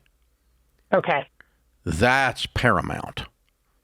And that could be a lump sum into a trust that's formed upon death of both of you. Okay? Statistically, you're not going to actually execute that. But one or both of you will live till those children are grown. Okay? So statistically, you're not going to have that, but probability. But anyway, so if I set that up differently than I would set it up for adult Gen 2. Okay? Generation 2 adults. Now, when we get to Generation 2 adults is when the question you ask, Ann, starts to come into play is what's fair? And you make a valid point that, you know, let's say, for instance, you brought in even more the other day when you all got married than he did. I don't know. I haven't asked that yet. I will in a minute. But then so really your kid's getting the short end of that stick. You know, your point is valid then. I think it is, but here's where my mind is, and I've never been in your situation, so I cannot claim to know for certainty what the answer is. So let me say that. But what my mind goes to, how old are the kids? Because if the kids are home aged, the age where they're in the house, and the understanding is, I want these children to look at me like I'm their mom, like mom and dad, and we want that family unit to feel like a family unit. There's part of me where I go, okay, well, I no longer have 1 kid, now I have 8. Yeah. And right. so that's where my husband's at with it. Yeah. He feels like we are one family unit, that we should treat all the children equally. So their mom's not in the picture and my ex-husband's not in the picture, so we're the only parents to these children. Oh, yeah. Okay. Then you signed up for different. that. Yeah. That's what you signed up for when you got married then. That makes sense. Okay. So Jade makes a valid point then, and your husband does too. So it's an interesting discussion, though, because it's there's not an absolute slap your hand on the table, this is dumb or this is smart kind of thing. It's just kind of feeling it through. To me, I'm going to draw a line between when they're minors and when they're not. Okay, when they're minors, absolutely your husband wins. Okay. Because the babies at home need to be taken care of, and one of them doesn't need to get $300 sneakers, and the other one has holes in their shoes. They need to feel like they're equal in love. This is not Cinderella. Okay, with the stepsisters and all that. It's not that thing. And so, but once they're out of the house, which is really what we're probably dealing with, they're all grown. Then let me ask this: how much net worth did he bring to this equation? How much net worth did you bring to the equation? Great question. So he brought in about $400,000. $300,000 of that is equity in his property, which we are living in and paying down $500,000 note together on. And then he had about $100,000 in his 401k. And I have what's now a rental property that I brought into the marriage that has about $200,000 in equity. It's worth about $500,000. The tenants are covering 100% of my mortgage, property tax, etc. And then I had about $200,000 in 401k and my HYSA. And then when my husband retires in 10 years, he has a very juicy California pension for 30 years of service with one of our local. So your net worths were fairly similar. Yeah, we were pretty equal. I mean, it wasn't like one of you had $4 million and the other one had 100, No, yeah, and he does make $100,000 more than me. Of course, there's one, we have 6 kids in the house right now that are there.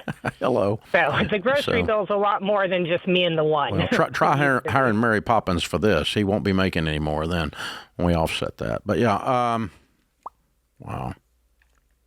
And so neither one of your spouses are involved, ex-spouses? No. Correct, yeah. Wow. So it's just the two of us and the kids. Us against the world. Okay, so fast forward, if our contributions, given that your income is being offset by your child care, by you being the primary caregiver, and his income is, if your contributions are fairly equal coming in and your contributions are not that far apart, really when we get into this, somebody's not making $1 million a year and somebody making nothing. So we got a fairly equal contribution. I think you guys got married with young enough children that I'm gonna I'm just trying to think what I would do. We started the conversation with it's an interesting conversation. I'm probably gonna go a little bit more on his direction because the kids are young and the contributions are fairly equal. Sure. Sure. As they become adults and really as their children too. That's I'm just feeling this out though. I might wake up in the morning with a different answer, so I'm not going to hold you. Don't slap your hand on the table and say Dave Ramsey said, because if they were adult children, which 2 of them are, but if they were all adult, this would be a totally different conversation, I think. But they're in the house. Maybe, but there's not enough net worth that it's not that much money. Even what it grows to, it's going to grow equally. So, if it's 30 years from now, do I want the one child to get half and the other 6 get half? No, I don't. Not 30 years from now.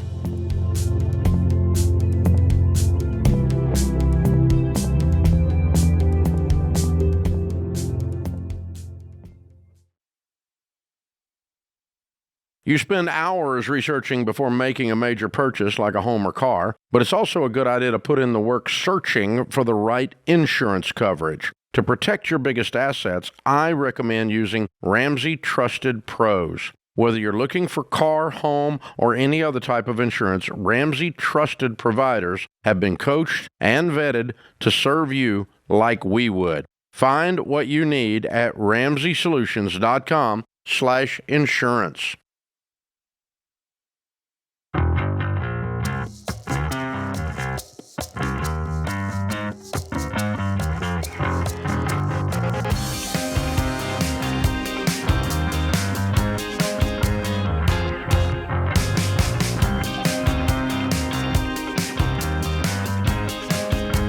Are you sick and tired of being sick and tired, working so hard, run, having nothing to show for it?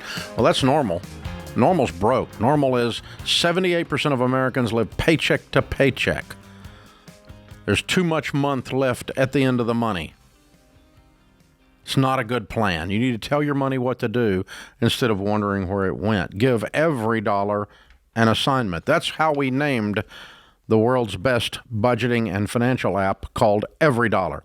It helps you find extra money every month, builds you a personalized plan to get out of debt, build wealth. In just 15 minutes, you're going to find thousands in hidden margin, and you're going to feel like you got a raise. Do not live normal. Normal sucks. You want to be above normal. Look around you. Look at what normal looks like. No, thank you. No, you want to live like no one else so that later you can live and give like no one else. Start Every Dollar for free in the App Store or Google Play. Nicholas is in Columbus. Hi, Nicholas. How are you? I'm right, yourself. Better than I deserve. What's up? Hey, guys. So I kind of wanted your 2 cents in this.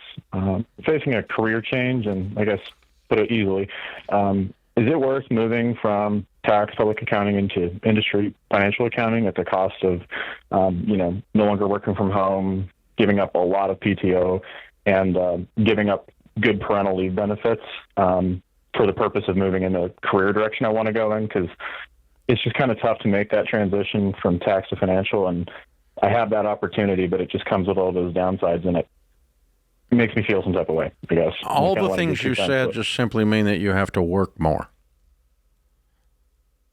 That's true. Everything you put it in a whole bunch of different buckets, but it all means you just work more. Basically, I guess. Yeah. Do you want to work more to get ahead? I guess that's, yeah. Yeah. And doing the work that you say you want to do, work you'd prefer to do. Mm-hmm. Yeah, no, definitely. That's why I was trying to go here to begin with, is because I've just been doing tax a while, and I don't want to be doing it 10 years from now. And so then you're going to have to work more. Yeah. There's always a trade-off. Yeah. There's almost always a trade involved with making steps forward. Mm-hmm. Let me give you another equation, okay, just for the fun of it. Let's say that you decided my dream is to open my own business. I'm not saying it should be. I'm not saying it is. Just giving you an example, okay? You're going to work more. You're going to work harder than you've ever worked in your life. When you're self-employed, your boss is a slave-driving jerk. You know what I'm saying? Yeah. When I started this, it's 16 hours a day for 2 years. My wife was a single mother. We didn't talk about PTO. We talked about PTA that I missed, but we didn't talk about PTO. All right? We were getting crap done to get this thing off the ground. And so there's a price to be paid, just like Jade said, to go do whatever it is you want to do, and it's called work. And you're not a horrible person if you don't want to do that, but you're making a values-based decision that says, I'm going to be putting in more hours, because by the time you outline all those different buckets that you just put in front of me, you're not working 40 hours a week. Yeah. And so, and you're about to start working 40 or 50, real work, not just at an office with other grown-ups and stuff, And that's going to change, and it's going to change your career, by the way. Mm-hmm. So I would encourage you to go do it. But most of the good things that have happened in my life came from hard work and doing hard things and pushing through to hit a goal. Yeah. And, so I was going to say, and level up. You may end up on the other side of this with more freedom than you had to start with. Because my guess is if you're doing the work you really want to do, now your potential for income probably goes I promise through the roof. Because you're better at the work. There's tons of data out there that the work at home people are screwed when it comes to promotions. Because nobody knows you're there. You're at home. And so the data's out. I mean, your chances of getting promoted are like 10% of those that are in the office. Just that one thing alone. Yep. If you take a job based on, if I have someone come into Ramsey and they're interviewing with us, and the first thing out of their mouth, now they need the information. I'm not talking about that. Sure. But the first thing out of their mouth is, how much time off do I get? I'm like, you're coming here for the wrong reason. You're looking for a job, and I'm looking for a crusader, baby. I'm going to give you a water pistol, and you're going to charge the gates of hell. That's what we're doing. We're taking on freaking Visa, MasterCard, and Samuel L. Jackson. I mean, we are not screwing around here. So, you better not come in here figuring out how little you can work in this place. Now, we don't work 80 hours a week, and we don't work you till your fingers are bony fingers and all that crap. We go home at 5. You walk through this place, looks like a ghost town at 5:45, and it should. These people have little children. Go home. I'm not saying that. But while you're here, keep your butt off of Facebook and work. Get your stuff done, man. And so And that's who I am. If you don't want to work here, that's okay. But that's how this place operates. We work. We go home tired, So, but those are the people that excel. And so what it costs you if you don't do this is you're not going to get to do the thing you think you love. Mm-hmm. You're going to continue to do something that you hate. Mm-hmm. And your prosperity factor is probably going to be cut somewhere around 75% of what it should have been. You're going to be 25% of what you should have been. So I want you to go be all you can be, man, Superman. I mean, come on, Clark Kent. Yeah. Let's go, baby. Get the phone booth. Let's go. I agree. Everything we're going to tell you on this show is probably going to require you to make a trade-off. Every little thing. Well, because everything does. We're just the people that admit it. Yeah. And you get... See, Get Rich Quick doesn't tell you that there's a trade-off. Yeah. Get Rich Ramsey, there's a trade-off. Yep. You're going to be on beans and rice, man. You're going to cut up your stupid credit cards. Your friends are going to think you joined a cult. I mean, because we're actually living on less than we make when nobody does in America. Yeah. Yes. And, we're going to teach you stuff that's hard, but it gets you to a place that you want to go faster than anything else will get you. Well, and it's your perspective. You can either look at it and say, man, I'm trading the free time that I used to have for working more. Or you can look at it and say, man, I'm trading a dead-end job where I was really going nowhere to doing the life and the career that I really want to have. There we go. That's up to you how you frame it. Work like no one else, so later you can work like no one else. That's right. You know when I work, dude? When I want to. Why? Because I used to work all the time. Because you did it on the front end, yes. That's it. I paid a price to get there. I mean, nobody wins the Super Bowl on accident. It's an intentional act. A lot of detail, a lot of practice, a lot of work. So that's not preaching at you. It's inspiring. Yeah, I mean, that is inspiring. The question you ask is a great question, especially in today's world. And so, yeah, yes, I would tell you to go do that for all of those reasons. But you are going to give up the things that you have correctly identified the price to be paid. Yep. And I think the price is worth it. And you're not a bad dad. And you're not a bad husband. I have 8 grandkids. That means there's 73 sporting events this weekend. I will not attend all of them. I promise you. I have no desire to attend all of them.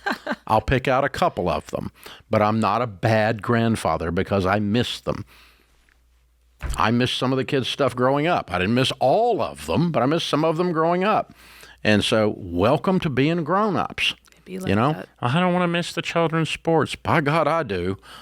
I don't want to go to 83 games this weekend. I promise you I don't. I do want to miss some of them. So, I mean, this is the stuff we don't say out loud in America anymore because it's uncool or whatever. But welcome to the Ramsey Show.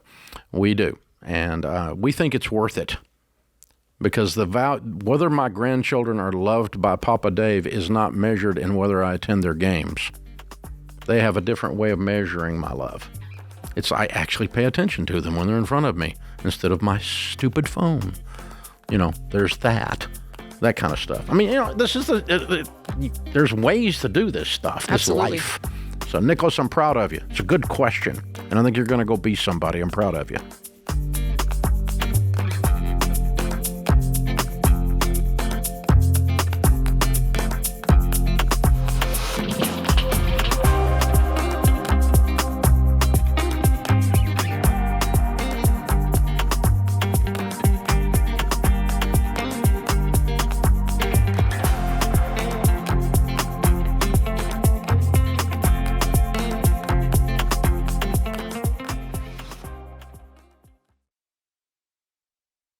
Listen up. If someone you love owns a business, you've seen how much work it can be. The late nights, the weekends that disappear. You can't put in the hours for them, but you can point them to something that can actually move the needle. The free Entree Leadership newsletter gives business owners practical strategies to grow their business and their leadership in just 6 minutes a week. They'll get expert advice and real-life tools they can put to work right away. Go to RamseySolutions.com/business-owner or share the link in the show notes.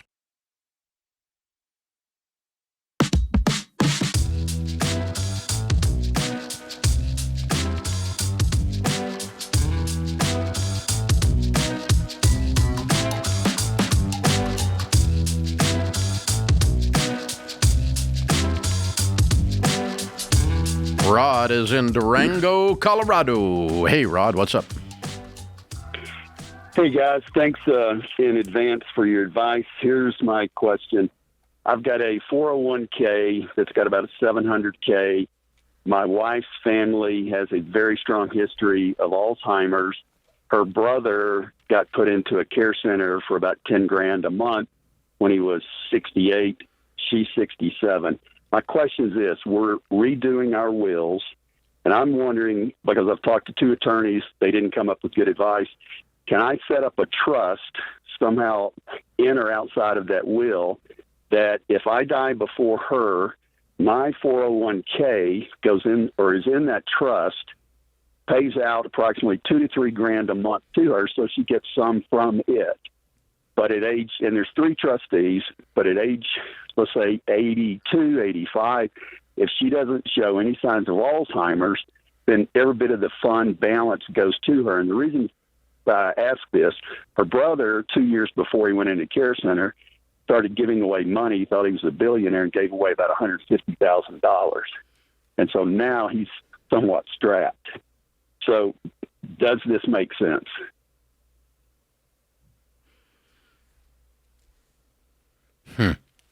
I was about to say no, never do that until you give me that last thing, and I don't know how to prevent the last thing. That's why I'm hesitating. So the attorneys don't either. They say you'd have to go to court, you'd have to get judgments and everything else. Yeah, I mean, you'd have to take away someone's. You have to appoint. I know how to stop someone that's lost their faculties from giving away all their own money. You have to take them to court and have them declared incompetent, and a guardian ad litem is appointed. I know how to do that. Yeah. And it's not that hard. You just have to have a doc go in there and go, hey, this guy, he's not thinking. He's got early onset, and he's not capable. He's not medically capable. It's very hard. We had to pay 2 police to come and get him just to take him to a doctor. He would never go to court. Yeah. And he also could talk his way out of it. Mm-hmm. What does she think about this? When you spoke to her about it? I think she's up for it, but then she said we ought to do it for each other. And I said, yeah, sure, that's fine with me. Let me rattle this off. Her 401k is $900. We have a house paid for, it's $1.5. We have cash of $100K. We have assets that are sellable for $250K. Yeah. We have a brokerage You're in great shape. You got plenty of money. Great. I mean, you're multi-millionaires. Yeah.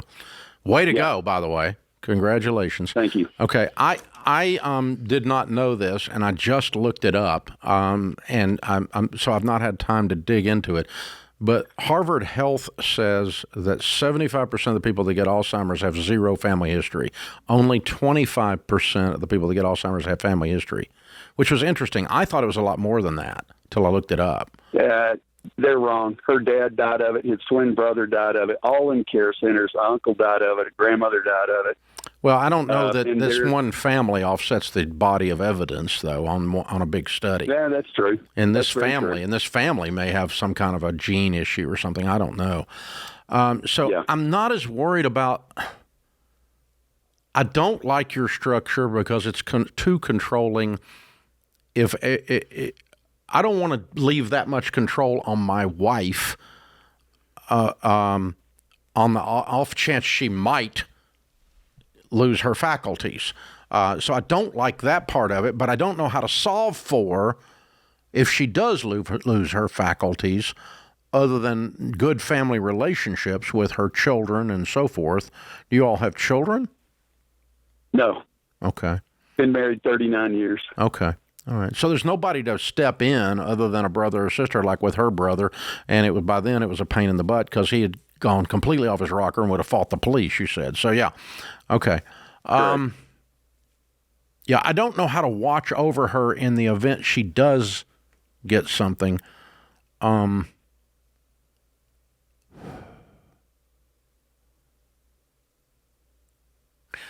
never heard you stomp. Yeah, I don't, because I don't like control. I'm fighting against some of my internal principles. Mm-hmm. One of my principles is I don't like controlling stuff from the grave. I want to set the table, and then the humans do the human thing.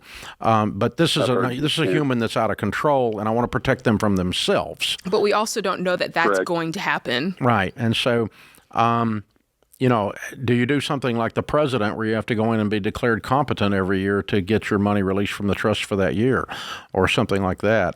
God, that's so gross.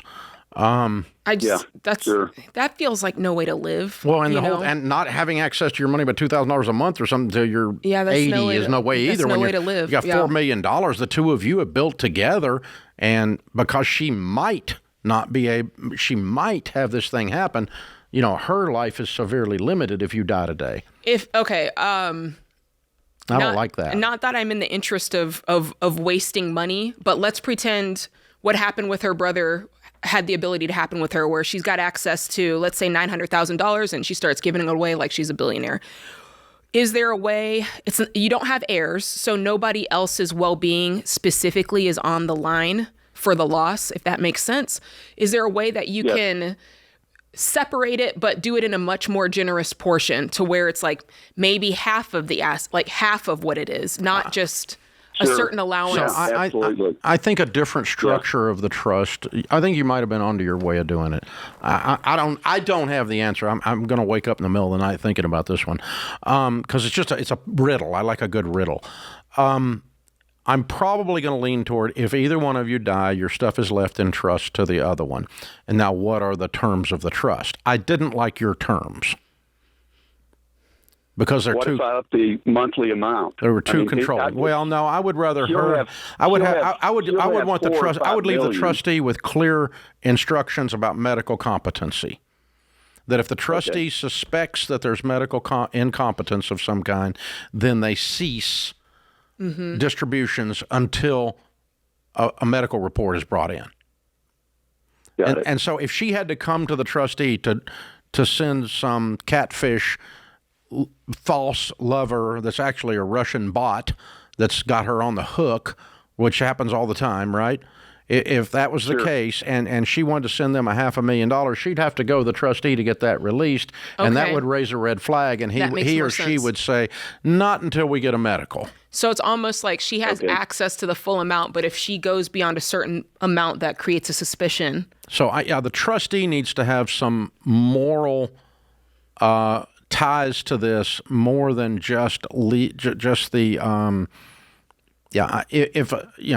she's got full access to the trust unless a weird pattern develops, at which case the trustee has the ability to stop that until he gets a medical. Right. Every month she's pulling out $100,000. What's that? Yeah. If I see a pattern or something weird, the woman's never bought a car over $50,000 and she wants to buy a $250 Lambo. Okay. I want to see a medical. Okay. And if the medical's cool, she gets the Lambo. It's her freaking money. Okay. Right.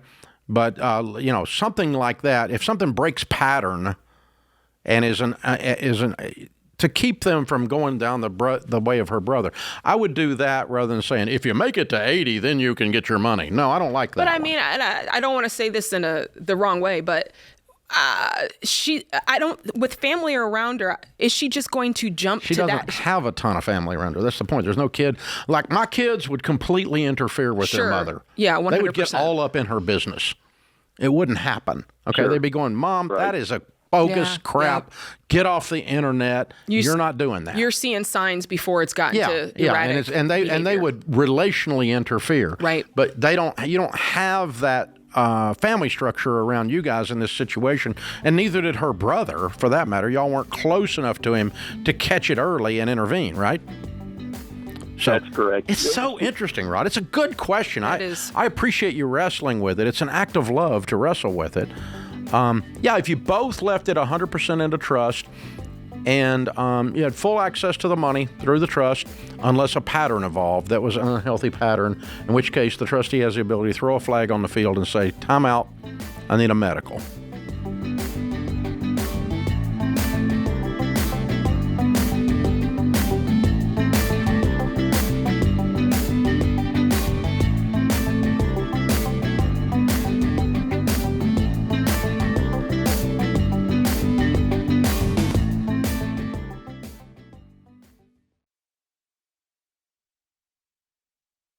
Dave Ramsey here. For more than 30 years, I've been talking to folks on the air, and I can tell you that most people are broke, not because they don't make enough money, but because they don't have a plan. You need to give every dollar you earn a job, because when you do that, something changes. You stop guessing. You stop worrying. You stop stressing. Our Every Dollar budgeting app will show you how to find extra cash, pay off debt, and finally start winning with money. But most people won't do it.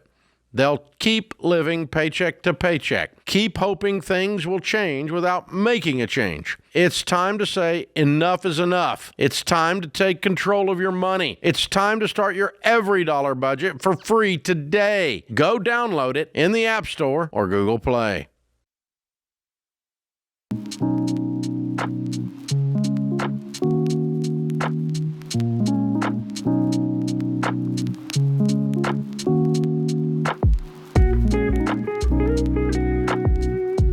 Our scripture of the day is Proverbs 22:3. The prudent see danger.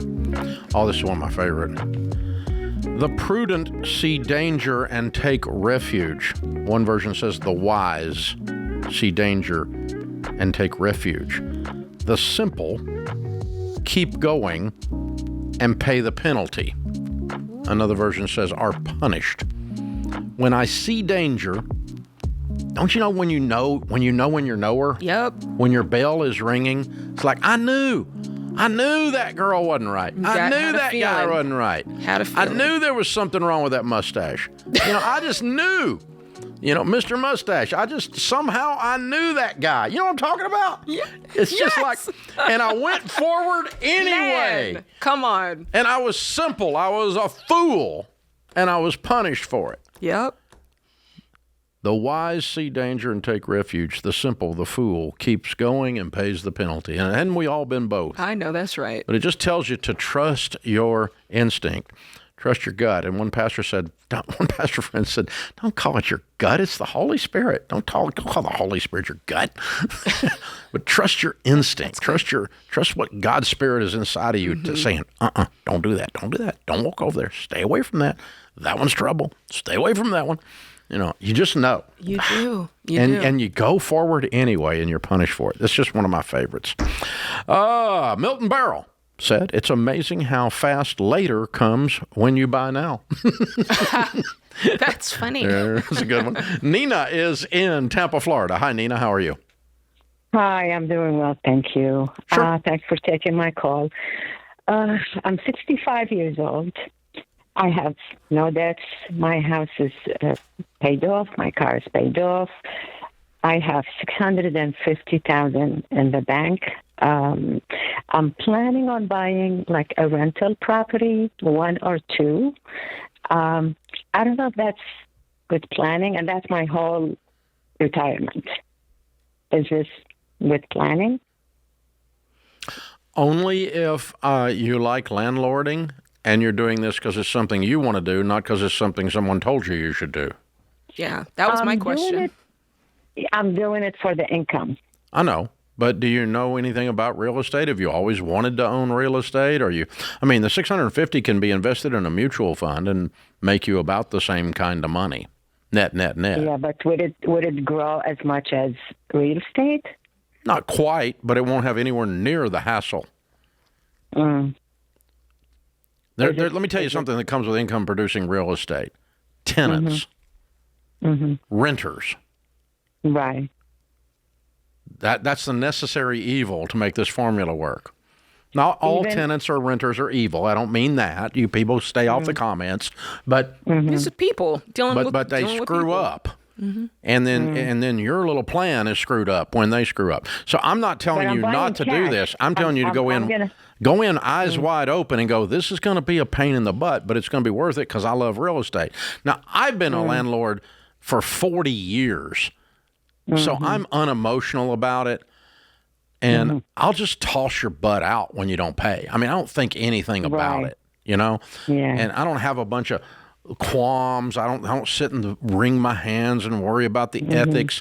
No payee, no stayee. It's pretty simple, And so, but if you're going to go through all of that, the drama in your mind and stuff, and you're going to have to be tough or all of these numbers don't work for you. If you want to do that, I'm in for it. Go do it. But Even don't if just go do it because it's even a better investment in air quotes. And what if you started with just one instead of two? Because I think I heard you say you were going to do That's one what or I'm two. going to do. Yes. Okay. That's what I'm going to do. I'm thinking of getting like one for now and invest the rest of the money. Good. And if I like it, I'll get another half. I like but that. My question also is, what if the house is in a nice, desirable area? Is in a what? A nice, desirable area. That that's helps because cool. your tenants are going to be nicer and more Right. desirable. It's going to be a different quality. Yes. Yeah. Yes, different quality of the tenant. I mean, not always, but you have a higher probability of a higher quality interaction with someone that makes $200,000 a year than somebody that doesn't. And that's not because money makes people's character. Don't misunderstand. But just overall, it's a lot easier. If you bought slum property and you're dealing with criminals as your tenants, that's the other end of the spectrum, right? I agree. Right. Yeah. Right. And not all slum property are criminals as tenants. You people, good God, I can just hear you people out there, some of you. But anyway, am I in a good situation? I'm not in a good I think you're okay, but I really want you to talk to someone that owns rental property and let them tell you the underbelly of the business. My daughter does. My daughter does. And she told you it's not all Skittles and rainbows, right? Yeah. She said for your age, you don't need the hassle. Wow. Okay. Yeah. Well, ask her what hassle means. My son, on the other hand, he said, "I'll be there for you if anything happens."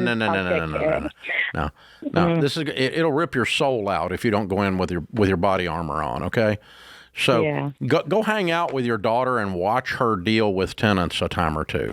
Dave, are you talking about real estate on Investing Essentials? I am. We're covering it in detail. And a lot of it is that right there. Yeah, we can get Nina some tickets. Yes, absolutely. We're going to do an thank you. You take care of it. Yeah. Nina, we're going to hook you up. Dave and George are going to be talking about investing, but real estate specifically. And so I think that'd be good for you to log on, check it out. And then by the end of it, I think you'll have a clear picture on whether it's right for you, whether real estate's right for you or just gone ahead and investing all your money in the stock market. Yeah. I'm a big fan of real estate. I am not a big fan of all this stuff out there telling people to buy real estate and they have no idea what they're getting into. That's true. It makes it sound easy, like they're making it sound easy. Yeah. You know what collecting the money on my mutual fund sounds like? Ding! An email coming into my inbox. You've got mail. That's easy. That's it. Yeah. Never had a rent check do that. Okay? Not yet. That's true. Not yet. There's no auto plan in real estate. So it's that's why I always get hysterical when they say, "Oh, real estate's a passive investment." There's nothing passive about it, moron. It's active as it can be. It's the most active thing you could possibly do. So it's hands-on, baby, all hands-on. Gary's in Charleston, South Carolina. Hey, Gary, what's up? How you doing, Mr. Ramsey and Miss Jade? I'm a huge fan. Thanks so much for taking my call. I'm a little short on time. Go straight to your question. All right. My wife and I just moved for my first big boy job, and our car started having problems again. A little bit of history on the car. My wife purchased it in 2020 for $11,000. Now it's probably worth around $6,000 or $7,000. I was quoted the other day for $3,500 by a mechanic to fix her car. So I'm wondering if we should spend the money to fix the car, or if we should look into selling the car. You should sell the car and buy another one with that money. Do you have any money? Do you have debt? I have $220,000 worth of debt. And no money? Student debt. And we have $71,000 saved. Okay. Well, we're going to work our plan. So we're going to buy her a $5,000 or $6,000 car after we sell this car for $3,000 or $4,000 as it sits. And we're going to put a little bit of money with it and get her a little bit better hoopty that's going to last a little bit longer. And then you guys are going to tear into your student loans and use the rest of the 70 to do that. That's what I would do in your shoes. Yeah, absolutely. If you've got that kind of cash sitting around, that's money that could be used to pay off debt. Sounds like they're just getting started. Yeah. So, we teach people not to be sitting on $70,000 while they got $200,000 owed to Sally Mae. Yeah, I feel generous. So let's give them the Total Money Makeover and Every Dollar so they can understand what we teach. They can understand the baby steps in that system, and they can have a budget, which is going to be the foundation of them working the baby steps in paying off this debt ultimately. Y'all are going to be waiting for Jade to be on the air because she gives everybody something. And you get a car, and you get a car, and you get a book, and you get a seminar ticket. Thank you, Jade. You're welcome. It's easier to spend other people's money. I've heard the rumor. Hey, you're going to make it out of this, but you're going to be really focused, and this is not an excuse to go buy her a $20,000 car. You guys are broke. You have $200,000 freaking dollars in student loan debt. You need to be in a wild panic.